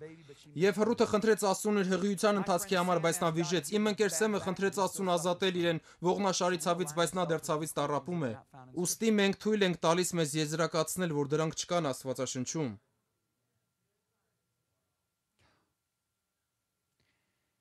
Դա բացատրում է, որ այս զորությունը բոլորի համար չէ։ Մենք իրավունք ենք վերապահել մեզ մտածելու, որ սրանք սուրբ գրային չեն, եւ այս զորությունը բոլորի համար չէ կամ էլ այլևս հասանելի չէ։ Այս օրինակները մխիթարում են մեզ, ոչ դրանք կեղծ մխիթարություն են։ Մենք չենք խնդրում։ Ինչու չենք խնդրում։ Որովհետև չենք ուզում հիասթափվել։ Բայց երբ իրավիճակն անտանելի է դառնում, երբ ցավին այլևս չենք դիմանում, ինչ ենք անում, խնդրում ենք, բայց այն ավելի շատ վհատությունից է բխում, ոչ թե հավատքից։ Վաղ շրջանի առաքյալները երբեք նման բան չէին անում, դժվար չէր նրանց համար հիշել, որ եթե տկարանային հավատքի մեջ Հիսուս կասեր. «Օ դուք անհավատներ կամ թերահավատներ»։ Հիսուսն այժմ երկնքում է, Պետրոսը նման դեպքերի շատ է առնչվել։ Երբ քայլում էր ջրի վրայով, նա սուզվեց, հիշում եք դա։ Նա ասաց. «Հիսուս, եթե դա դու ես, հրամայիր, որ գամ»։ Զորության խոսքն ասաց. «Եկ»։ Նա քայլում է ալիքների վրայով, տեսնում է ալիքները, լսում քամու ձայնը եւ սկսում սուզվել։ Հիսուս հանում է նրան եւ ասում. «Օ դու թերահավատ»։ Բոլորը մեղադրում են Պետրոսին։ Պետրոսը գոնե համարձակվեց գնալ ջրի վրայով, դրա համար էլ ասում է Պետրոսին թերահավատ։ Իսկ մյուսներին ասում է անհավատներ։ Ինչ է կատարվում այսօր։ Քանի մարդ կա այսօր նավակում, որոնք վախենում են նույնիսկ ասել Հիսուս, եթե դա դու ես, հրամայիր, որ դուրս գամ, տուր ինձ քո զորության խոսքը։ Բազմաթիվ անգամներ Հիսուս հանդիմանում է իր աշակերտներին անհավատության համար, եւ ես ցույց կտամ ձեզ դրանք։ Մատթեոս 17 մի մարդ կար, որի որդին դիվահար էր։ Հիսուսն իջնում է սարից, մարդը գալիս է եւ աղերսում նրան. խնդրում եմ, բժշկիր որդուս։ Քո աշակերտները չկարողացան բժշկել նրան։ Գիտեք Հիսուսն ինչ արեց։ Նա շրջվեց, նայեց իր անձնակազմին, իր աշակերտներին ու ասաց. ով անհավատ եւ խոտորյալ ազգ, մինչեւ երբ պիտի ձեզ հետ լինեմ, մինչեւ երբ պիտի ձեզ համբերեմ, նրան ինձ մոտ բերեք։ Ինչպիսի խոսքեր աշակերտների հասցեին։ Աշակերտները շփոթված էին։ Նրանք չգիտեին ինչ անել։ Այն ժամանակ աշակերտներն առանձին Հիսուսի մոտ եկան եւ ասացին. մենք ինչու չկարողացանք անել դրան։ Ահա Հիսուսի պարզ պատասխանը, Մատթեոս 17։ Հիսուս ուղղակի ասաց. ձեր թերահավատության պատճառով։ Քանի որ Հիսուս ֆիզիկապես նրանց կողքին էր, նրանք չէին կարող որևէ խելացի պատճառաբանություն բերել։ Նրանք չէին կարող ասել. դե Աստծո շնորհքը չի կիրառվում այս պարագայում, որտեղ ուրիշ հիվանդություններ կան, որ Աստված ուզում է, որ մնանք դրանցում։ Նա ուզում է մեզ ինչ-որ բան սովորեցնել այդ հիվանդության միջոցով։ Աստվածաշունչն ասում է 3 Հովհաննես 2-ում. «Սիրելիս, աղոթք եմ անում, որ ամեն բանի մեջ հաջող եւ առողջ լինես, ինչպես քո հոգին հաջող է»։ Սաղմոս 103-ն ասում է. «Օրհնիր Տիրոջը, ով իմ անձ եւ մի մոռացիր նրա բոլոր բարիքները»։ Որոնք են բարիքները, որ ներում է քո բոլոր մեղքերը եւ բժշկում քո ամեն ցավերը։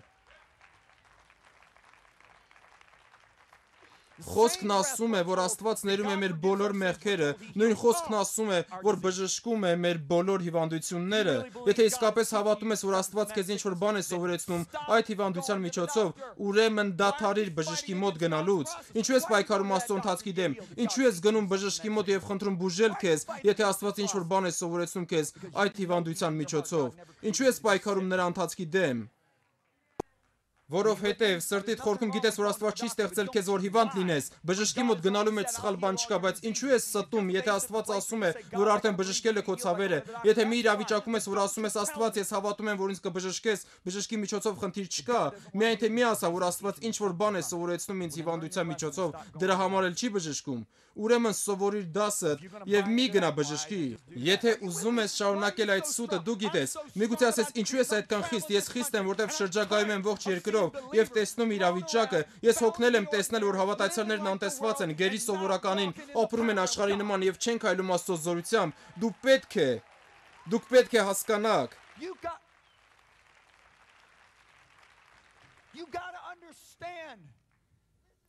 Լսեք Հիսուսի խոսքերից, լսեք թե ինչ է ասում իր աշակերտներին։ Ղուկաս 8:25 նա նայում է նրանց եւ ասում. «Ուր է ձեր հավատքը»։ Մարկոս 4:40 ինչպես հավատք չունեք։ Մատթեոս 6:30 թերահավատներ։ Մատթեոս 8:26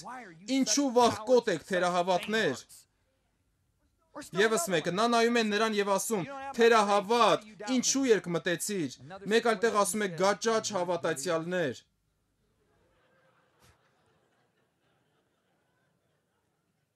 Նա անհիմն պատճառաբանություններ չբերեց։ Ասեմ թե ինչու։ Լսեք, բաց չթողնեք սա։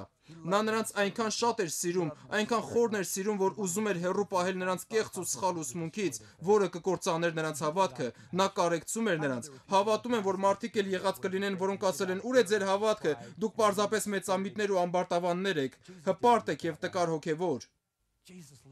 Հիսուսն այդպես չվարվեց, Հիսուս նրանց այնքան շատ էր սիրում, ասաց. «Ես չեմ ուզում, որ դուք անմասն մնաք նրանից, ինչի համար ես այսքան մեծ գին եմ վճարելու, որ դուք հաղորդակից լինեք։ Դուք կհիշեք իմ խոսքերը, թերահավատներ, անհավատներ, սակավահավատներ եւ այլն։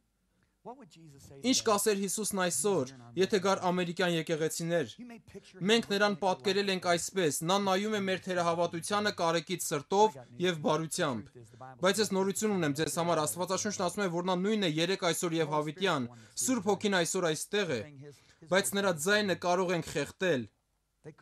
Բայց նրանք չէին կարող լռեցնել Հիսուսի ձայնը, ինձ հետ եք։ Գործք 3-րդ գլխում Պետրոսը նայում է այդ մարդկանց եւ ասում. Գործք 3:16 այո, հավատքը եւ միայն հավատքը առողջություն տվեց նրան ձեր աչքի առջև։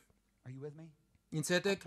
սա բոլորիս է վերաբերում ժողովուրդ։ Հիմնական խնդիրն այն է, որ մենք հեռացրել ենք մեզ շնորհքից։ Մենք կարող ենք հավատալ, որ Աստծո շնորհքը ներում է մեր մեղքերը եւ փրկում հավիտենական մահից։ Իսկ ինչ կասեք փրկության այլ ոլորտների մասին։ Ուր է նոր էության մեջ քայլելու զորությունը, ուր է սրբության մեջ քայլելու զորությունը, ուր է երկնքի առատությունը երկիր բերելու զորությունը։ Թույլ տվեք հետեւյալ կերպ լուսաբանել։ Մենք մի գետ ունենք, բոլորդ ասեք գետ։ Սա Արիզոնայի նման մի վայր է, լավ, չէ, ենթադրենք սա հյուսիսային Կալիֆոռնիան է,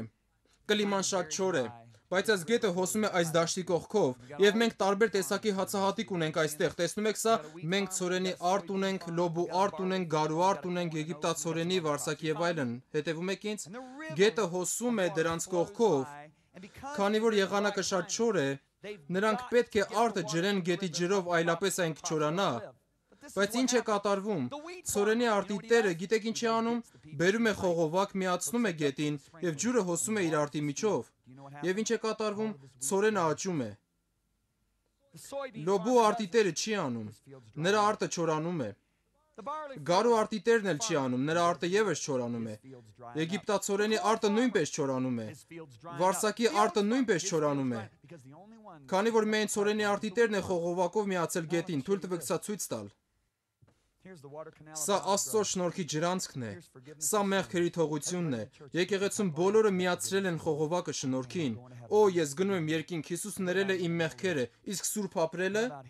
Իսկ ուր մնաց բժշկությունը, իսկ բարգավաճումը, որպեսի բավարարվի մարդկանց կարիքները, իսկ կյանքով թագավորելը, այսինքն մենք չենք միացրել մեր խողովակը Աստծո շնորհքին, եւ արդյունքում մեղքերի թողություն, օ, ես ներված եմ, ես կմեռնեի առանց դրա, բայց մենք անտեսում ենք սուրբ ապրելը, մենք չենք միացել շնորհքին, որ սուրբ ապրենք, չենք միացել բժշկության, բարգավաճման, կարիքների ապահովման համար, հետեւաբար այս դաշտերը չորանում են, եւ գիտեք ինչ է կատարվում քաղաքապետը կամ ավելի լավ է ասել հողի սեփականատերը, գալիս է ստուգելու արտերի վիճակը։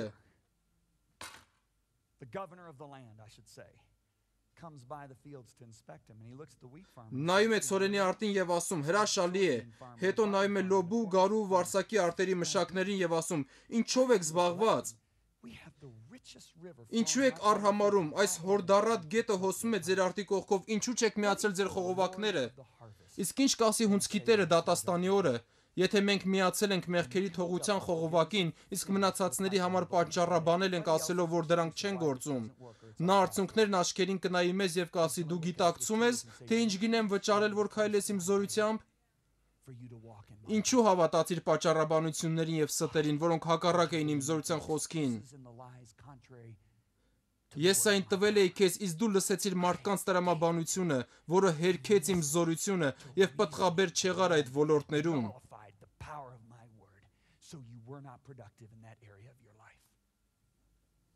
Սա շատ զգաստացնող է, այնպես չէ։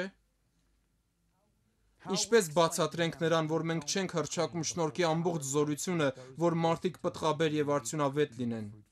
Ինչպես կարդարանանք Հիսուսի առջև, որ չհավատացինք նրա զորության խոսքին եւ պատճառաբանություններ կբերենք, որ մերժել ենք նրա զորությունը։ Ինչ ենք ասելու նրան, ով ասելու է մեզ թերահավատներ, ինչու երկմտեցիք։ Հիսուս հստակ է ասում. եթե մեկն իմ խոսքերը լսի եւ չհավատա, ես չեմ դատի նրան։ Այն խոսքը, որ ես խոսեցի, կդատի նրան վերջին օրը։ Ձեր կարծիքով ինչու է Սուրբ Հոգին այսքան գրում Հիսուսի իր հետևորդներին արած հանդիմանության օրինակները անհավատության համար, կարիքների ապահովման, բժշկության, փոթորկի հանդարտեցման։ Նրա խոսքն է, որ քննելու է մեզ դատաստանի օրը, ինչ ենք պատասխանելու, ինչ պատճառաբանություններ ենք բերելու, երբ ուրիշ ոչ մի չափանիշ չի լինելու բացի իր խոսքից։ Քերի Թոմի, մորաքույր Աննայի, մեր ընկեր Ջեքի թելադրածը կամ մեր սեփական փորձառությունը չի լսվելու դատաստանի օրը։ Միակ բանը, որ քննելու է մեզ, նրա շնորհքի հավիտենական խոսքն է։ Հռոմեացիս թղթում կարդում ենք. բայց ինչ եթե ոմանք չհավատացին, միթե նրանց անհավատությունն Աստծո հավատքը խափանում է։ Քավ լիցի։ Արդ թող Աստված ճշմարիտ լինի, ամեն մարդ սուտ, որքան եմ ուզում, որ դուք Աստծո եռանդը տեսնեք նրանում, որի մասին ձեզ հետ խոսեցի։ Մեր ազգին պետք է սա։ Մեր ազգին պետք է սա, մենք բոլորս պետք է քայլենք նրա զորությամբ, որ ժառանգվել է մեզ, որի շնորհիվ է, որ կարող ենք փոխել մեր ազգը Աստծո փառքի համար։ Մինչ հաջորդ դասը։ Ամեն։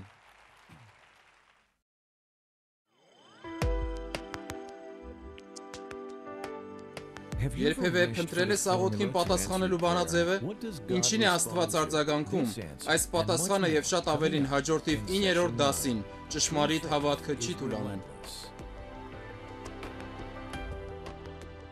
Դե եկեք փառք տանք նրան։ Ամեն։ Ամեն, ամեն։ Հալելույա։ Դուք կարող եք նստել, մենք շատ ուրախ ենք այսօր։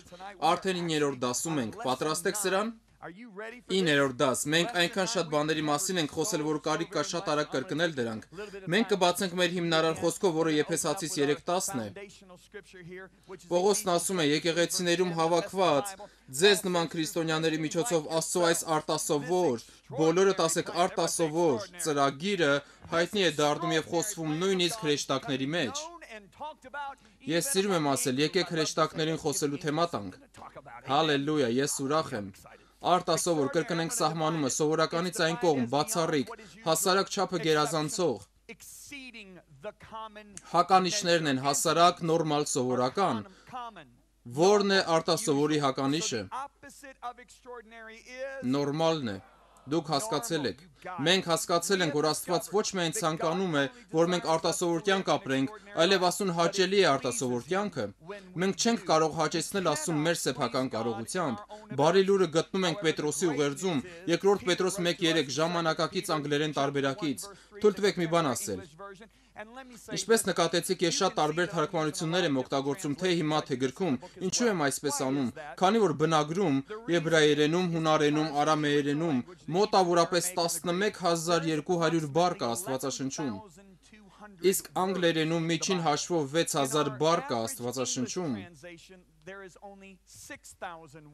Եվ դուք կարող եք նկատել, որ ես նայում եմ հնարավոր բոլոր թարգմանությունները տեսնելու, թե Աստված ինչ էր ուզում ասել, որովհետև որոշ թարգմանություններում թարգմանվել են բառակապակցություններով, օրինակ նոր կենդանի տարբերակում, որոշ տարբերակներ էլ բառացի թարգմանություններ, բառ առ բառ։ Ռիկ Ռենները, ով հունարենի մասնագետ է, ասել է ինձ, որ հունարենում հիմնականում թարգմանված է բառակապակցություններով, որտեղ եբրայեցիները մտածում եւ խոսում էին բառակապակցություններով։ Այդ պատճառով ես նայում եմ տարբեր թարգմանություններ, հասկանալու իրականում, թե ինչ էր Աստված ուզում ասել։ Կարող եք սրան ամեն ասել։ Մենք չենք կարող հաճեցնել Աստծուն մեր սեփական կարողությամբ, ինչևէ Պետրոսն ասում է 2 Պետրոս 1:3-ում. մենք անհրաժեշտ ամեն բան ունենք Աստծուն հաճելի կյանք ապրելու համար։ Այդ ամենը մեզ տրվել է Աստծո իսկ զորությամբ։ Կամ կարող ենք այսպես կարդալ. մենք անհրաժեշտ ամեն բան ունենք արտասովոր կյանք ապրելու համար, այդ ամենը մեզ տրվել է Աստծո շնորհքով, որտեղ Աստծո շնորհքը այն զորությունն է, որն անհրաժեշտ է արտասովոր կյանք ապրելու համար։ Այսպիսով մենք բացահայտել ենք, որ շնորհքը ոչ միայն ներում է մեր մեղքերը, փրկում հավիտենական մահից, փրկում դժոխքից, տանում երկինք, այլև ներարկում է իր աստվածային էությունը, զորություն տալիս ապրելու ճշմարիտ սրբության մեջ, օգնում է Աստծո արքայությունը բերել այս խավար աշխարհ, որը մեծ կարիք ունի։ Կարող ես սրան ամեն ասել։ Հալելույա, ինձ դուր է գալիս սա։ Եվ թեև շնորհքը ձրի է տրվում, այն կարելի է ստանալ միայն, դե բոլորդ ասեք։ Շնորհքի մեջ մտնելու միակ կերպը հավատքն է, ուրիշ կերպ չկա։ Հռոմեացիս 5:2-ն ասում է. մենք մուտք ունենք շնորհքի մեջ հավատքով, որով էլ հաստատ ենք։ Այն չի տրվում, որովհետև մենք լավն ենք, կամ խանդավառված ենք, կամ անկեղծ ենք, կամ էլ ծառայություններով շատ զբաղված։ Աստծո շնորհքի մեջ մտնելու ոչ մի ուրիշ կերպ չկա, եթե ոչ հավատքի ճանապարհով։ Կարող ես սրան ամեն ասել։ Ես սրան գրքում անդրադարձել եմ, հիմա էլ կասեմ, դուք կարող եք ասել, բայց Ջոն, չէ՞ որ Աստված խոնարհին է շնորհք տալիս։ Այո, բայց եթե նայես թե հին թե նոր կտակարանները, կտեսնես, որ խոնարհությունը եւ հավատքը համընթաց են գնում։ Աստված ասում է. տես, հպարտի սիրտը ինձ հետ չէ, բայց արդարը հավատքով կապրի։ Ինձ հետ եք։ Ուստի Աստված ցույց է տալիս, որ հավատքը եւ հպարտությունը հակառակ բաներ են։ Հետևում եք։ Հիշենք լրտեսներին, որ վերադարձան Խոստումի երկրից, 12-ը վերադարձան, 10 խոնարհ էին, 2-ը հպարտ։ Սա ճիշտ չէ, դուք գիտեք այն, ճիշտ է։ Քանի որ այն 10-ը երկիրը նվաճելու համար ապավինում էին իրենց կարողության, իսկ այն 2-ը, երբ վերադարձան, ասացին հավատում ենք, որ կարող են գրավել երկիրը Աստծո կարողությամբ։ Մարդիկ կարծեցին, որ 10-ն էին խոնարհ, քանի որ մտածում էին իրենց կանանց ու երեխաների մասին, իսկ իրականում 2-ն էին խոնարհ, որտեղ հավատում էին Աստծո խոսքին։ Եվ մենք գիտենք, որ երբ էլ որ Աստծո խոսքին հավատանք, երբեք չենք ամաչի, սա լավ տեղ է ասելու ամեն։ Ուրը որ Հռոմեացիս 1:17-ում է ասում է, որովհետև Աստծո արդարությունը նրանով հայտնվում է հավատքով հավատքի մեջ։ Բոլորդ ասեք հավատքով։ Սրա համար էլ կարդում ենք Եբրայեցիս 10:38-ը, արդարը հավատքով կապրի։ Ուզում եմ պատմել իմ Աստծո հետ հանդիպումից։ Իմ փրկվելուց 1 տարի անց, երբ ապրում էի Հյուսիսային Կարոլինայում, դեռ ամուսնացած էլ չէի Լիզայի հետ։ Ես պարզապես երիտասարդ կրակով լցված քրիստոնյա էի, երիտասարդ նաև հավատքի մեջ, շատ անտեղյակ, շատ հարցերից, եւ երբեք չեմ մոռանա այս հանդիպումը։ Մի երեկո, երբ շատ խորը քնած էի եւ արթնացա իմ իսկ խոսքից։ Քանիսիդ հետ է նման բան պատահել։ Երբ շատ խորն ես քնած լինում, հասկանում եք, ես քնած էի, բայց հանկարծակի վեր թռա, նստեցի մահճակալիս վրա եւ աղաղակեցի այս խոսքերը։ Ես ուղղակի փնտրում եմ մեկին, ով կհավատա։ Ես ցնցվեցի եւ մտածում եմ, ինչ տեղի ունեցավ։ Ես միացրի իմ մահճակալի ետևում գտնվող լամպը եւ երբ հետ նայեցի, տեսա, որ իմ մարմնի ուրվագծով մեկ ամբողջովին քրտնած է։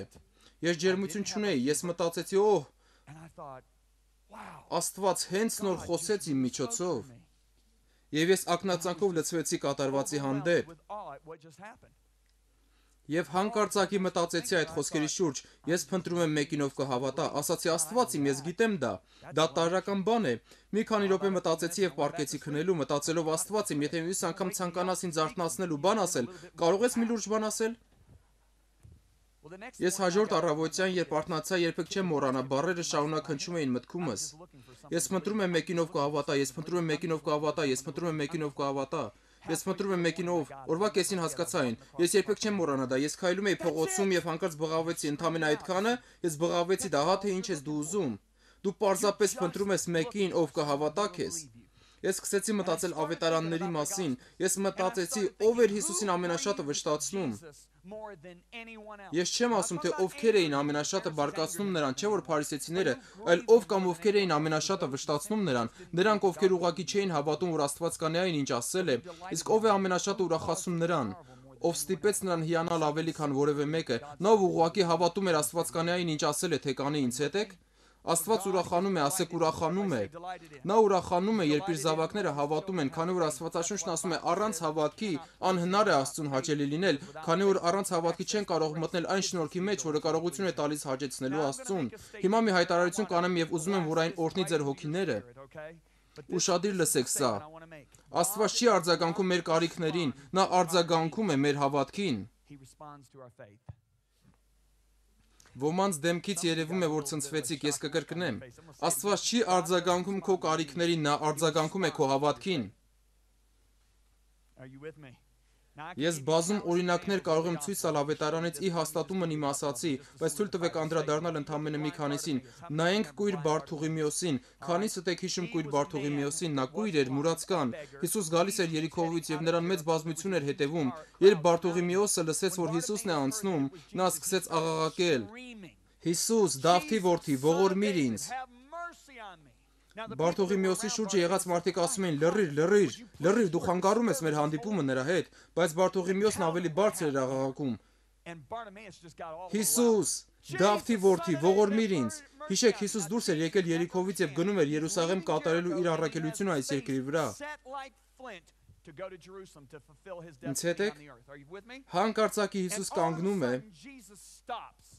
շրջվում եւ ասում. Ինձ մոտ բերեք։ Հետաքրքիր չի արդյոք, որ Հիսուսի շուրջն այնքան մարդիկ կային, բայց ոչ ոք չկարողացավ կանգնեցնել Հիսուսին իր ուղղությունից։ Բացի այս մարդուց, որ աղաղակում էր Հիսուս, ողորմիր ինձ, Հիսուսն ասաց այստեղ բերեք նրան։ Բարթուղիմեոսին բերում են Հիսուսի մոտ։ Հիսուսն նայում է նրան եւ ասում. Ինչ ես ուզում որ անեմ քեզ համար։ Սա կատակ է։ Ինչ ես ուզում որ անեմ քեզ համար։ Այս մարդուն անհրաժեշտ էր ինչ որ մեկի օգնությունն այստեղ հասնելու համար, քանի որ նա կույր էր, բոլորը գիտեին դա։ Հիսուս վիրավորում է նրան, ոչ, չի վիրավորում։ այլ թույլ է տալիս խոսել իր սրտի առատությունից, ասել իր ներսինը։ Թույլ տվեք ճշմարտությունն ասել։ Եթե Բարտուղիմեոսն ասեր, գիտես ինչ, ես չեմ խնդրի, որ աչքերս բացի, քանի որ դա շատ դժվար բան է, բայց կխնդրեմ, որ ձախ ձեռքից գործնուկը բժշկի, կարող ես անցկացնել դա, նա կստանար ճիշտ այն, ինչ կխնդրեր։ Կհարցնեք, որտեղից գիտես դա, Ջոն, քանի որ տեսեք, թե ինչ է տեղի ունենում։ Հիսուս նայում է նրան եւ ասում Մարկոս 10:52-ում. Գնա, քո հավատքը քեզ ապրեցրեց։ Բարտուղիմեոսին ասածը ստիպեց Հիսուսին արձագանքել։ Անկեղծ ասած, Հիսուս Բարտուղիմեոսի համար չէր այդ տեղով գնում։ Նրա նպատակը Երուսաղեմ գնալն էր, եւ նա չէր կանգնի, եթե Բարտուղիմեոսը չաղաղակեր։ Բարտուղիմեոսի հավատքն էր, որ ստիպեց Հիսուսին կանգնեցնել իր առաքելությունը եւ շրջվել։ Թույլ տվեք մի բան ասել։ Այնտեղ մեծ բազմություն կար, բազմաթիվ մարդիկ կային այնտեղ, հազարավոր կարիքներ կային, բայց դրանցից ոչ մեկը չլուծվեց, բացի այն մարդու կարիքից, ով հավատքով աղաղակեց։ Ես ամեն գնով կհասնեմ քեզ, որովհետև տեսողություն ստանալու կարիք ունեմ, հասկանում եք։ Երբեք չեմ մոռանա, մի մեծ եկեղեցում քարոզում էի, որ միջազգային համբավ ուներ, քանի որ արդեն երկար տարիներ Աստծո շարժը կար այնտեղ, Աստծո զորավոր շարժը։ Ես այնտեղ էի ուրբաթ երեկոյան, երբեք չեմ մոռանա։ Այնտեղ շատ երիտասարդներ կային, մեծ բազմություն էր հավաքված։ Առաջնորդն ինձ ժամանակ տվեց ծառայելու նաև երիտասարդներին, երբեք չեմ մոռանա, պաշտամունքից հետո շատ երիտասարդներ առաջ եկան, որպեսզի աղոթեմ իրենց համար։ Ասում եմ ձեզ, նրանք ծարավ ու անկեղծ երիտասարդներ էին, նրանք նայում էին ինձ եւ ասում, Ջոն, ես հարցնում եի, ինչի համար աղոթեմ։ Նրանք ասում են, Ջոն, աղոթիր, որ Աստծուն ավելի շատ ունենամ։ Ես ուղղակի Աստծուն եմ փափագում եւ ես աղոթում եի այդ մարդկանց համար։ Մինչ աղոթում եի, զգում էի, որ ոչինչ չկա, օծություն չկա։ Ոչինչ։ Եվ ես մտածում եի, Աստված իմ, ես տեսնում եմ, որ այս երիտասարդները հուսահատված են, ես գիտեմ, որ նրանք անկեղծ են, ինչու օծություն չկա։ Թվում է, թե քո ներկայությունը չկա աղոթքի ընթացքում, հանկարծակի Սուրբ Հոգին ցույց տվեց ինձ։ Նա ասաց, որդիս, նրանք կոնկրետ չեն ասում։ Եվ ես ասացի, մոտեցա հաջորդ երիտասարդին, նայեցի նրան, նա էլ շատերի նման պատասխան տվեց ասելով, ես Աստծուն եմ փափագում, ասացի, գիտես ինչ։ Լավ կլինի, որ ավելի կոնկրետ ասես։ Եթե գներ Միացյալ Նահանգների նախագահի նստավայր, արդյոք կասեիր, ես ուզում եմ ավելի շատ ունենալ ձեր ներկայությունը նախագահ Բուշ կամ ով էլ լինի նախագահ, կարծում եմ Քլինթոնն էր այդ ժամանակ։ Կասեիր, ես ձեզ ուզում եմ ավելի շատ։ Դու կոնկրետ բան կունենայիր նրան ասելու։ Ուզում եմ, որ մի պահ մտածես ու ասես, թե կոնկրետ ինչ ես ուզում Աստծուց։ Կոնկրետ եղիր։ Եվ նույն բանը ես շատերին ասացի։ Հասկացա, որ արդեն 20 հոգու նույն բանն եմ ասել։ Հետո հանկարծ այդ մարդկանց երեսը սկսեց փայլել, մոտեցա մեկին ասացի, դու պատրաստ ես խնդրել հիմա։ Առաջին մարդն ասաց, այո, ես ուզում եմ այսինչ բանն իմ կյանքում, ես սկսեցի աղոթել եւ Աստծո զորությունն իջավ։ Ես շարունակեցի աղոթել մնացածների համար։ Նույնը կատարվեց եւ նրանց պարագայում, քանի որ Աստված ուզում է, որ կոնկրետ լինենք մեր հավատքում։ Ոչ թե ընդհանուր, լսում եք։ Այո, մենք փափագում ենք Աստծուն եւ ավելին ենք ուզում, բայց երբ մենք դա ենք ասում, Աստված ասում է դե կոնկրետ եղիր, մենք կորսվում ենք մեռնող սերնդի մեջ, ես քո հայրն եմ, ես հայտնել եմ ինձ քեզ, հայտնիր ինձ քո կարիքները։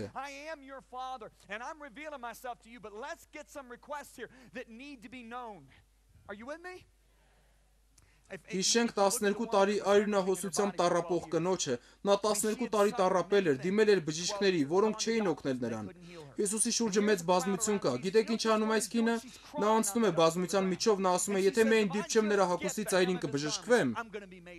Նա խոսեց, նրա հավատքը խոսեց։ Շատ հետաքրքիր է։ Հիսուս քայլում է, իսկ կինը անցնում է փոշու եւ մարդկանց ոտքերի միջով, դիպչում հագուստի ծայրին։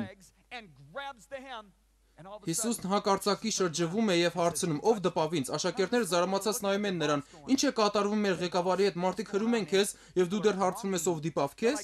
Հիսուս անտեսելով նրանց ասածը հարցնում է. ով դիպավ ինձ։ Կինը հասկանալով որ չի կարող թաքնվել դողալով առաջ եկավ ծնկեց ու ասաց. ես արեցի։ Նա ասում է իր ողջ արածը։ Լսեք թե Հիսուսն ինչ է պատասխանում։ Կարդանք Մարկոս 5:30-32-ը նախքան նրա պատասխանը։ Եվ շուտով Հիսուս իր անձում իմացավ, որ իրենից զորություն դուրս գնաց, դարձավ ամբոխի մեջ ու ասաց. ով դիպավ իմ հանդերձի ծայրին։ Եվ նրա աշակերտներն ասացին նրան. տեսնում ես այս ամբոխը, որ նեղացնում է քեզ եւ ասում ես, թե ով դիպավ իմ հանդերձին։ Բայց նա նայում էր չորս կողմը տեսնելու այդ բանը անողին։ Հիսուս չգիտեր, որ այդ կինը գալիս էր բժշկության հետևից, մինչև զորությունը դուրս չեկավ նրա միջից։ Մենք պետք է հիշենք սա։ Հիսուսի հավատքը չէր, որ բժշկեց նրան։ Նրա նախաձեռնությունը բռնումը չէր, դա նա չէր փտրել այդ կնոջը, ինչպես այն դիվահարին, որ Գալիլեական ծովի մյուս ափին էր։ Նա չգտավ կնոջը, այլ կինը գտավ նրան։ Ամեն բանի նախաձեռնողը եւ կատարողը կինն էր, նախքան Հիսուսի իմանալը։ Որովհետեւ լսեք, թե ինչ է պատասխանում նա։ Հիսուսն ասաց նրան. «Դուստր, քո հավատքը ազատեց քեզ, գնա խաղաղությամբ եւ տանջանքիցդ առողջ եղիր»։ Եվ կինը առողջացավ։ Ինչ կասեք հույն կնոջ մասին։ Մի հույն կին կար այնտեղ, Տիրոսի եւ Սիդոնի կողմերից, կարծում եմ սա զարմանալի է։ Մեծ հավաքույթներ անելուց հետո Հիսուս հոգնած լինելով մտնում է միտուն հանգստանալու։ Նա իր աշակերտների հետ էր այդ տանը։ Այս հույն կինը գտնում է Հիսուսին, նա մտնում է այդ տուն, եւ լսեք, թե Աստվածաշունչն ինչ է ասում։ Աստվածաշունչն ասում է, որ նա շարունակ աղերսում էր նրան բժշկել իր աղջկան։ Ինչ է նշանակում շարունակ աղերսել։ Այսինքն Հիսուս չէր արձագանքում։ Հետևում եք սրան։ Ես կկարդամ սա ձեզ համար, որպեսզի չմտածեք, թե ինձնից եմ ասում։ Մատթեոս 15:23 եւ նրան պատասխան չտվեց ոչ մի բառ։ Քանիսդ հենց այդ պահին կնահանջեիք։ Դուք ամբողջ քաղաքով մեկ փնտրել եք այս մարդուն, վերջապես գտնում եք ու աղերսում եք ձեր աղջկա կյանքի համար, իսկ նա նույնիսկ մի բառ չի ասում։ Դու խնդրում ես քո աղջկա կյանքի համար, իսկ նա թվում է, թե արհամարհում է քեզ անծանոթների առջև։ Բայց նա չի արհամարվում, քանի որ Հիսուս նայում է նրան, որովհետև գիտեք կինն ինչ է անում, նա շարունակում է խնդրել, եւ Հիսուս վերջապես պատասխանում է, քանի որ կինը տեղի չէր տալիս։ Նա շարունակում էր խնդրել իր աղջկա համար։ Հիսուս վերջապես խոսում է ասելով. «Ես նախ պետք է իմ սեփական ընտանիքին օգնեմ, հրեաներին, ճիշտ չէ երեխաների հացն առնել ու շներին տալ։ Ինչպես ուզում եք մեկնաբանել Հիսուս նրան շուն է կոչում։ Ուրախ եմ, որ այս կինը ամերիկացի չէր, քանի որ Հիսուս լուրջ խնդիրներ կունենար»։ Մի պահ պատկերացրեք։ Ես ողջ քաղաքում քեզ եմ փնտրել։ Ես եկել եմ խնդրելու իմ դստեր համար, իսկ դու ինձ արհամարհում ես քիչ է, նույնիսկ շուն ես կոչում։ Էս ինչ քարոզիչ ես։ Սա ռասայական խտրականություն է, այնպես չէ։ Նա մեծ աղմուկ կբարձրացներ, իսկ արդյունքում ոչինչ չէր շահի, բայց տեսեք ինչ է անում այս կինը, երբ Հիսուս նրան շուն է կոչում։ Այո, Տեր, բայց շներն էլ իրենց տերերի սեղաններից ընկած փշրանքներից են ուտում։ Ես կարծես տեսնում եմ Հիսուսի դեմքի ժպիտը։ Կինը վճռական էր, նա գիտեր, թե ինչ պետք է անել, որպեսզի իր խնդրանքը կատարվեր, ոչ թե մերժվեր։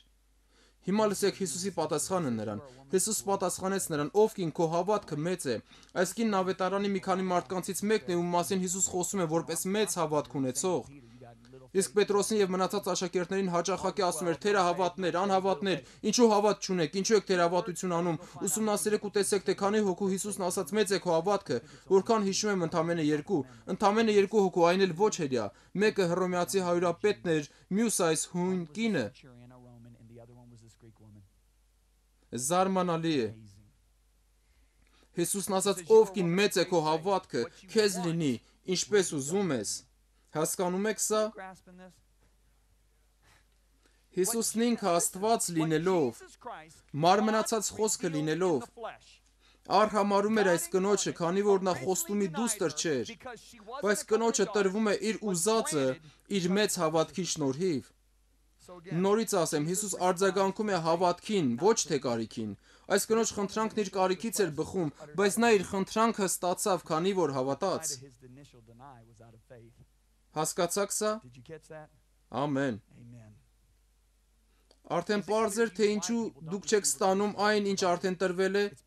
հավատքի բացակայության պատճառով։ Հակոբոս 4:2-ում Հակոբոսը մի հայտարարություն է անում. «Չունեք, որովհետև չեք խնդրում»։ Նա կես սիրտ խնդրելու մասին չի խոսում, այլ հավատքով խնդրելու մասին։ Մենք պետք է կարողանանք գալ Աստծո առջև ու խնդրել նրանից կոնկրետ ոլորտների համար, սրբությամբ քայլելու, ստեղծագործ լինելու, իմաստություն ունենալու, բժշկություն գտնելու, ազատագրություն ունենալու համար, կամ էլ ոչինչ չենք ստանա նրանից, ինչ երկինքն ունի մեզ համար, հատկապես չենք կարող հասնել մեր կորստյան գնացող սերնդին։ Հակոբոսը համարձակվում է նաև ասելու հետևյալը. «Միայն թող հավատքով խնդրի սա»։ Հակոբոս 1:6-ն է։ Ինչ որ խնդրում է առանց երկմտելու, որտեղ երկմտողը նման է ծովի հողմակոծված ու տատանված ալիքներին, այդ մարդը թող չկարծի, թե Տիրոջից մի բան կառնի, Հակոբոսը բառացիորեն ասում է դու ոչինչ չես առնի Տիրոջից, եթե հավատքով չխնդրես, սա զարմանալի, շատ զարմանալի հայտարարություն է։ Ուզում եմ մի վկայություն պատմել։ Կարծում եմ դա 2002 թվականն էր։ Այդ ժամանակ մի քանի տարի էր, որ Կոլորադոյում էինք ապրում։ Հիշում եք Հեյմենի հրդեհը։ Ես խոսում եմ Կոլորադոյի բնակչության հետ։ Հիշում եք 2002 թվականի հրդեհը, բոլոր նրանց համար, ովքեր չգիտեն թե ԱՄՆ-ի այլ նահանգներում, թե աշխարհի տարբեր մասերում, ասեն, որ 2002-ին հրդեհ եղավ, որը կոչվեց Հեյմենի հրդեհ։ Սա Կոլորադոյի պատմության վատթարագույն հրդեհն էր, որքան հիշում եմ 130,000 ակր տարածություն վառվեց։ Այն սկսվեց Դենվերի մոտակայքից եւ տարածվեց մինչեւ Կոլորադո Սպրինգս, այսինքն 35 մղոն հասավ գրեթե մինչեւ Palmer Lake։ Հրդեհը տևել էր 3 շաբաթ, անհավատալի էր, անձրև չկար։ Քամին ուժեղ փչում էր եւ կրակը տարածվում էր։ Չարաբաստիկ իրավիճակ էր։ Հիշում եմ, մեկ շաբաթով քաղաքում չէի եւ կինս ամեն օր զանգում էր ինձ եւ ասում Ջոն, կրակը գնալով մոտենում է։ Նա ասում էր, ես նույնիսկ տեսնում եմ, որ մոխիրը դեպի մեզ է գալիս։ Հիշում եմ, որ մեկ շաբաթ անց ասացի պետք է տուն գնամ։ Հիշում եմ, երբ դեպի մեր գրասենյակ էի վարում, իսկ մեր գրասենյակը Palmer Lake-ում է, որը Կոլորադո Սպրինգսի արվարձանային քաղաքներից է, եւ հենց այդ լեռների առջևում։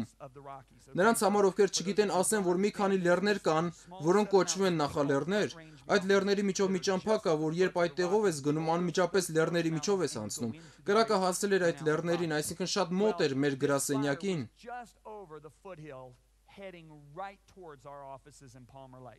Քամին օրեր շարունակ փչում էր արևմուտքից արևելք, եւ կրակը տարածվում էր ժամում 1 մղոն արագությամբ, որը բավականաչափ արագ է հրդեհի համար։ Հիշում եմ, որ կրակը 6 մղոն հեռու էր Range Road-ից, որն էլ 7 մղոն հեռու էր մեր գրասենյակից։ Ուստի կրակը 13 մղոն հեռու էր մեր գրասենյակից, այսինքն 13 մղոն հեռու Palmer Lake համայնքից։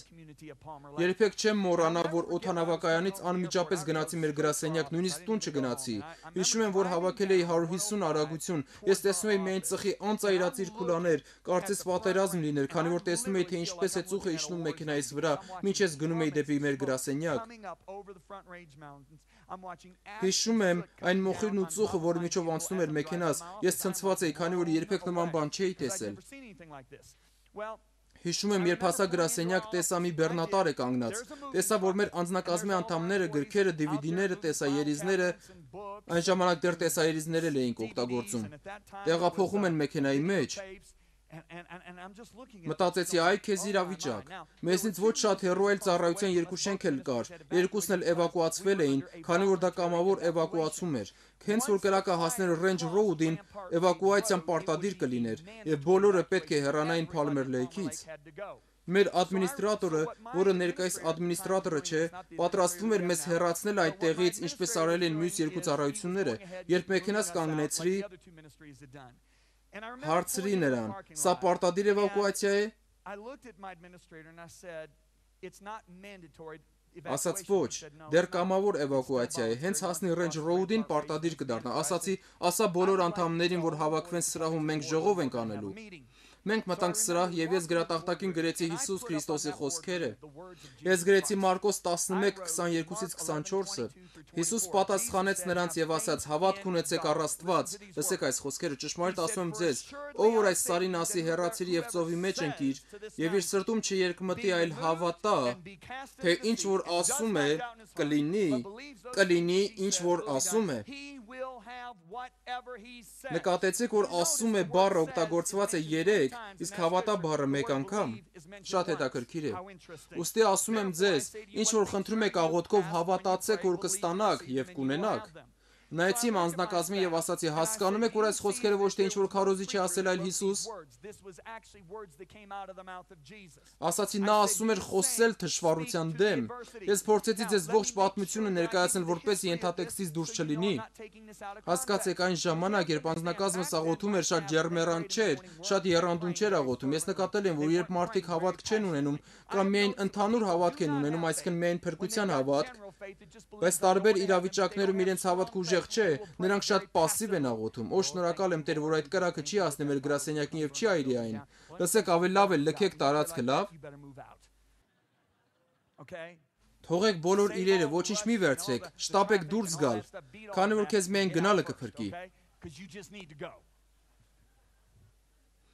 Ես մի փոքր հիասթափվեցի, որ իմ անձնակազմը այնքան էլ ուժեղ չի Աստծո խոսքին հավատալու մեջ։ Դուք պետք է հասկանաք, որ հավատքը ծննդոցից մինչև հայտնություն է։ Թեև ես նրանց սովորեցրել էի, ասացի ոչինչ, ես նորից կսովորեցնեմ։ Այս խոսքը գրեցի գրատախտակին, ասացի լավ, եկեք անդրադառնանք այս խոսքի պատմությանը, որ իմանաք ենթատեքստից դուրս չեմ խոսում։ Այս խոսքը ասելուց մի օր առաջ Հիսուս իր աշակերտների հետ գնում էր Երուսաղեմ։ Նրանք անցնում էին թզենու մոտով, Հիսուս ցանկացավ ուտել դրա պտղից, բայց ծառի վրա պտուղ չկար, որտեղ ժամանակը չէր։ Նա անիծեց ծառին ու ասաց ոչ ոք այլևս չուտի քո պտղից։ Հաջորդ օրը երբ կրկին անցնում են այդ ծառի մոտով, Պետրոսը նայեց ու տեսավ, որ չորացել է, ոչինչ չկար բացի 4 ճյուղերից։ Եվ Պետրոսն ասաց. «Տեր, սա Մարկոս 11:21-ն է, նայիր, թզենին, որ անիծեցիր, չորացել է»։ Մատթեոսի ավետարանն ավելի երկար է ներկայացնում Հիսուսի պատասխանը Պետրոսին. «Լսեք սա, ճշմարիտ ասում եմ ձեզ, եթե հավատ կունենաք ու չի երկմտեք, ոչ միայն այդ թզենու եղածը պիտի անեք, ապա նաև եթե այս լեռան ասեք ելիր եւ ծովը ընկիր, պիտի ընկնի»։ Հիսուսն ասում է խոսեք անմիջապես իրավիճակին։ Ուստի ես նայեցի անձնակազմից ու ասացի. այս կրակը մեր իրավիճակն է, այն գալիս է մեր շենքի ուղղությամբ, այն շենքի, որ Աստված է տվել մեզ իր ժողովրդին ծառայելու համար։ Լսեք ինձ, եթե այս շենքից դուրս գանք, պետք է ժամանակավոր տեղ գտնենք։ Պետք է նոր հեռախոսահամարներ փոխանցեք մարդկանց։ Մի քանի օր ծախսենք նման բաների համար, որը եւ կխլի մարդկանց ծառայելու մեր կարողությունը։ Ժողովուրդ, Հիսուսն ասում է Հովանու 10:10-ում. գողը գալիս է գողանալու, սպանելու եւ կործանելու։ Բայց ես եկա, որ կյանք ունենաք եւ ել ավելի կյանք կամ արտասովոր կյանք։ Տես ինչ է անում Աստված եւ ինչ է անում Սատանան։ Սատանան գալիս է գողանալու, սպանելու եւ կործանելու։ Այս կրակը գալիս է կործանելու այն, ինչ Աստված է տվել մեզ։ Մենք պիտի նստենք ու նայենք, թե ինչպես է կործանվում շենքը, կամ փախչենք այս կրակից։ Ասացի ոչ, մենք չենք պատրաստվում մեր գլուխը կռացնել մեր ոտքերի տակ ու փախչել քաղաքից։ Ասացի մենք պետք է խոսենք դրա դեմ։ Հանկարծակի նրանք սկսեցին ոգևորվել։ Դա նկատելի էր։ Ասացի Հիսուսն է ասել, որ խոսենք դրա դեմ։ Նա չասաց աղոթեք ու խնդրեք, որ Աստված հեռացնի, ասաց դուք արեք, դուք ասեք։ Ինչու՞։ Որտեղ Աստված իշխանությունը տվել երկրի վրա տղամարդկանց ու կանանց։ Սաղմոս 115:16 Երկինքները Տիրոջն են, բայց երկիրը մարդկանց որդիներին տվեց։ Հիսուսն այդ իշխանությունը տվել։ Ադամն այն հետ տվեց թշնամուն, բայց Հիսուս վերադարձրեց այն։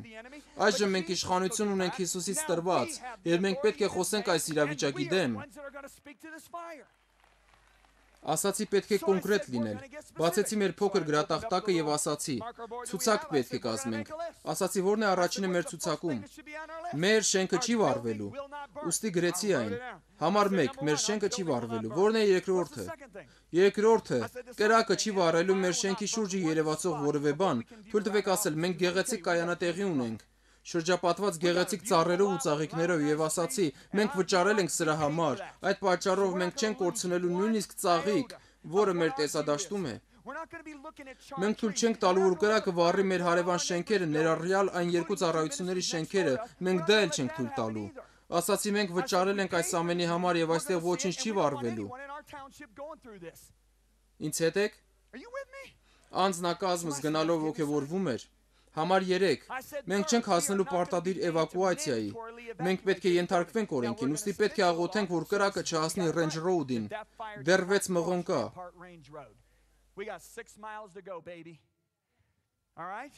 Համար 4.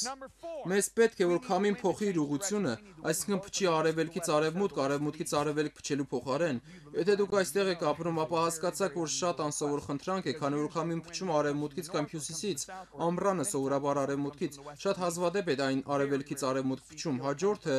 անձրևի կարիքն է, քանի որ շաբաթներով անձրև չենք ունեցել։ Եվ վերջինը կրակը մարի։ Ես նայեցի անձնակազմից եւ հարցրեցի. երբ ենք ստանալու պատասխանը, երբ կրակը մարի։ Ասացին այո, իսկ ես ասացի ոչ։ Մենք այդ ժամանակ չենք ստանալու մեր աղոթքի պատասխանը։ Լսեք, թե Հիսուսն ինչ է ասում Մարկոս 11:24։ Սրա համար ասում եմ ձեզ ինչ բան, որ աղոթք անելով խնդրեք, հավատացեք, թե պիտի առնեք։ Եվ պիտի լինի ձեզ։ Նա ասում է հավատացեք, որ կառնեք, երբ աղոթեք։ Ասացի Հիսուսի անունով մենք կստանանք, երբ աղոթենք։ Ես կարծես ֆուտբոլի թիմի մարզիչ լինեի, ես փոխանցում էի գնդակը, նրանք ուրախանում էին։ Ասացի պատրաստ եք, ասացին այո։ Մենք դուրս եկանք կայանատեղի։ Միակ մարդը, որ մնաց սենյակում, մեր քարտուղարուհին էր, ով ի դեպ ռադիոյով վերջին լուրերն էր լսում հրդեհի տարածվելու մասին։ Մենք կայանատեղում կանգնած ենք եւ նայում ենք ծխի քուլաներին եւ գմ։ Մենք սկսեցինք աղոթել, ասացի բոլորդ աղոթեք ու հռչակեք մեր ցուցակում գրվածը, ես ասում էի, նրանք կրկնում էին։ Աստված եւ անձնակազմից ոմանք այստեղ վկա են։ Մինչ մենք աղոթում էինք, քամին փոխեց ուղղությունը։ Շարունակությունը լսեք։ Այն փչում էր մեր դեմքին, երբ կանգնած էինք, հանկարծակի այն սկսեց փչել մեր ետևից, արևելքից արևմուտք։ Անձնակազմից մեկն ասաց ինձ. «Դու էլ ես զգում այն, ինչ ես եմ զգում»։ Այո, մեր քարտուղարուհին վազելով դուրս եկավ, հաղորդում են, որ թեև 3 օր է քամին արևմուտքից արևելք էր փչում, այժմ փոխել է իր ուղղությունը արևելքից արևմուտք։ Ասացի գիտենք, մենք զգում ենք։ Այդ օրը ես գնացի տուն, որը մի քանի մղոն դեպի արևելք էր մեր գրասենյակից։ Այդ ժամանակ ես տեսա ամենաանհավանական բանը. քամին դեռ փչում էր արևելքից արևմուտք, բայց կրակը գալիս էր արևմուտքից արևելք։ Քամին դեռ փչում էր արևելքից արևմուտք, բայց կրակը գալիս էր արևմուտքից արևելք, որն էլ մարեց կրակը։ Հաջորդ 7-ից 10 օրերի ընթացքում կրակը ամբողջովին մարեց, այդպես էլ չհասնելով Range Road-ին։ Ինչ տեղի ունեցավ։ Մենք կանգնեցինք Հիսուս Քրիստոսի անվան զորությամբ և խոսեցինք այդ սարերին։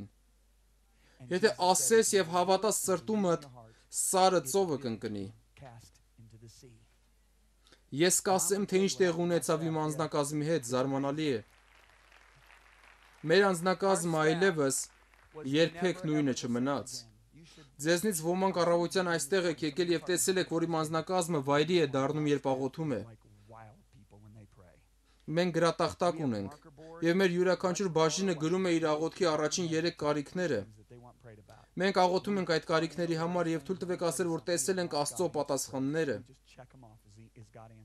Թույլ տվեք ասել, որ այդ հրդեհը փոխեց իմ անձնակազմի բնավորությունը։ Փորձառությունը ևս հույս է ծնում։ Շատերը հավատք չունեն, քանի որ հույս չունեն։ Հավատքը հուսացած բաների ապացույցն է։ Ուշացած հույսը սիրտը կհիվանդացնի։ Շատերը հույս չունեն։ Երբ իմ անձնակազմը սեփական փորձառությամբ հասկացավ Աստծո արածը, նրանք ամեն բանի կարող են հավատալ։ Հիմա նրանք ամեն բանի համար հավատք ունեն։ Ահա թե ինչ է պետք արտասովոր կյանք ապրելու համար։ Ահա թե ինչի համար է Աստված կանչել մեզ։ Մենք պետք է իմանանք, որ երկինքը մեր մեջքին կանգնած է։ Երբ ունես Աստծո սիրտը, երբ ունես Աստծո միտքը, երբ իր կամքն ես անում, ոչինչ եւ ոչ մի բան չի կարող կանգնել քո ճանապարհին։ Ոչ մի բան, ասացի, ոչ մի բան չի կարող կանգնել քո ճանապարհին։ Հիսուս խոսում էր ֆիզիկական լեռան մասին։ Խոսեք դրան եւ հրամայեք, որ ծովն ընկնի։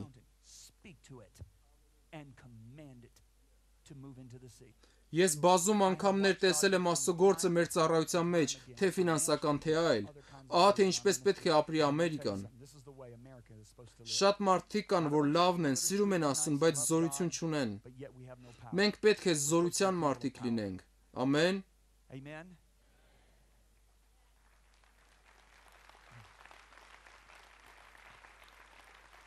Թույլ տվեք մի բան ասել։ Մի հանդուրժեք այն, ինչից ազատելու համար Հիսուսն այդքան թանկ վճարեց։ Մի հանդուրժեք մահը, մի հանդուրժեք կործանումը, մի հանդուրժեք գողությունը, մի հանդուրժեք այն։ Այն, ինչ երբևէ գողացել են ինձնից, ես հետ եմ պահանջել։ Ասել եմ, սատանա, դու գողացել ես, բայց եւ բռնվել ես։ Ես հետ եմ պահանջում այն, ոչ թե մեկ, այլ 7 պատիկը։ Այդպես է ասում Առակաց գիրքը։ Մի բան էլ ասեմ, դուք իսկական սուր ունեք։ Նա սուր չունի։ Հիսուս վերցրել է այն։ Գիտեք նա ինչ է անում։ Միակ բանը, որ նա ունի, վախն է։ Նրա միակ զենքը քեզ լռեցնելն է, քեզ այդ սուրը օգտագործելուց խանգարելն է, որն Աստծո խոսքն է։ Նա փոքր շան նման է, որը բարձր հաչում է, բայց նրան կարելի է ոտքի մեկ հրոցով հեռացնել։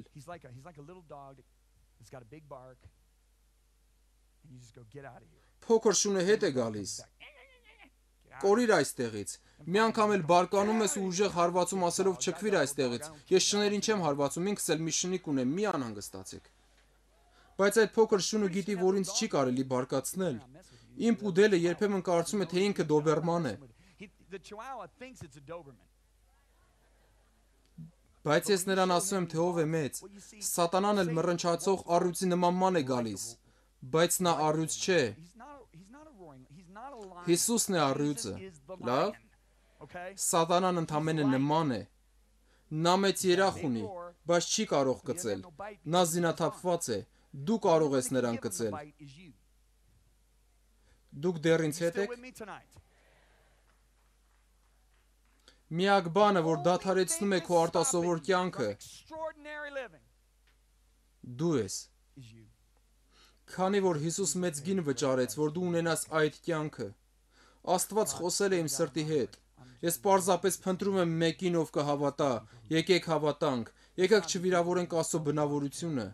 Իմ սիրտը կոտրվում է, երբ մարդիկ ասում են, չեմ հավատում, որ Աստված կարող է սա անել։ Դա նման է նրան, որ մի փոքր աղջիկ հորն ասում է, ինձ մի զգեստ կբերես այսօր ու ամբողջ օրն ասում է, գիտեմ, որ չես բերի։ Դու չես բերի այն։ Դա կկոտրի հոր սիրտը։ Ինչ ես կարծում, ես իմ խոսքում գրել եմ, որ չանեմ։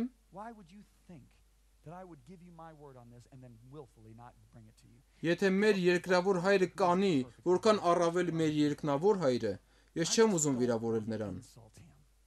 Հետևում եք ինձ։ Ես չեմ ուզում վիրավորել նրա ազնվությունը։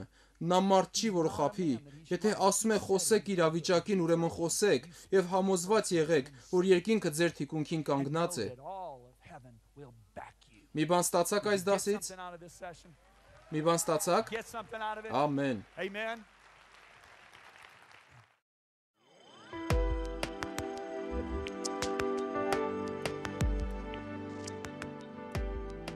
God paints pictures on the screen of your imagination to communicate His truth and produce hope. However, this same place, the imagination, is where the battle lies. All this and more coming up in Session 10. What are you listening to?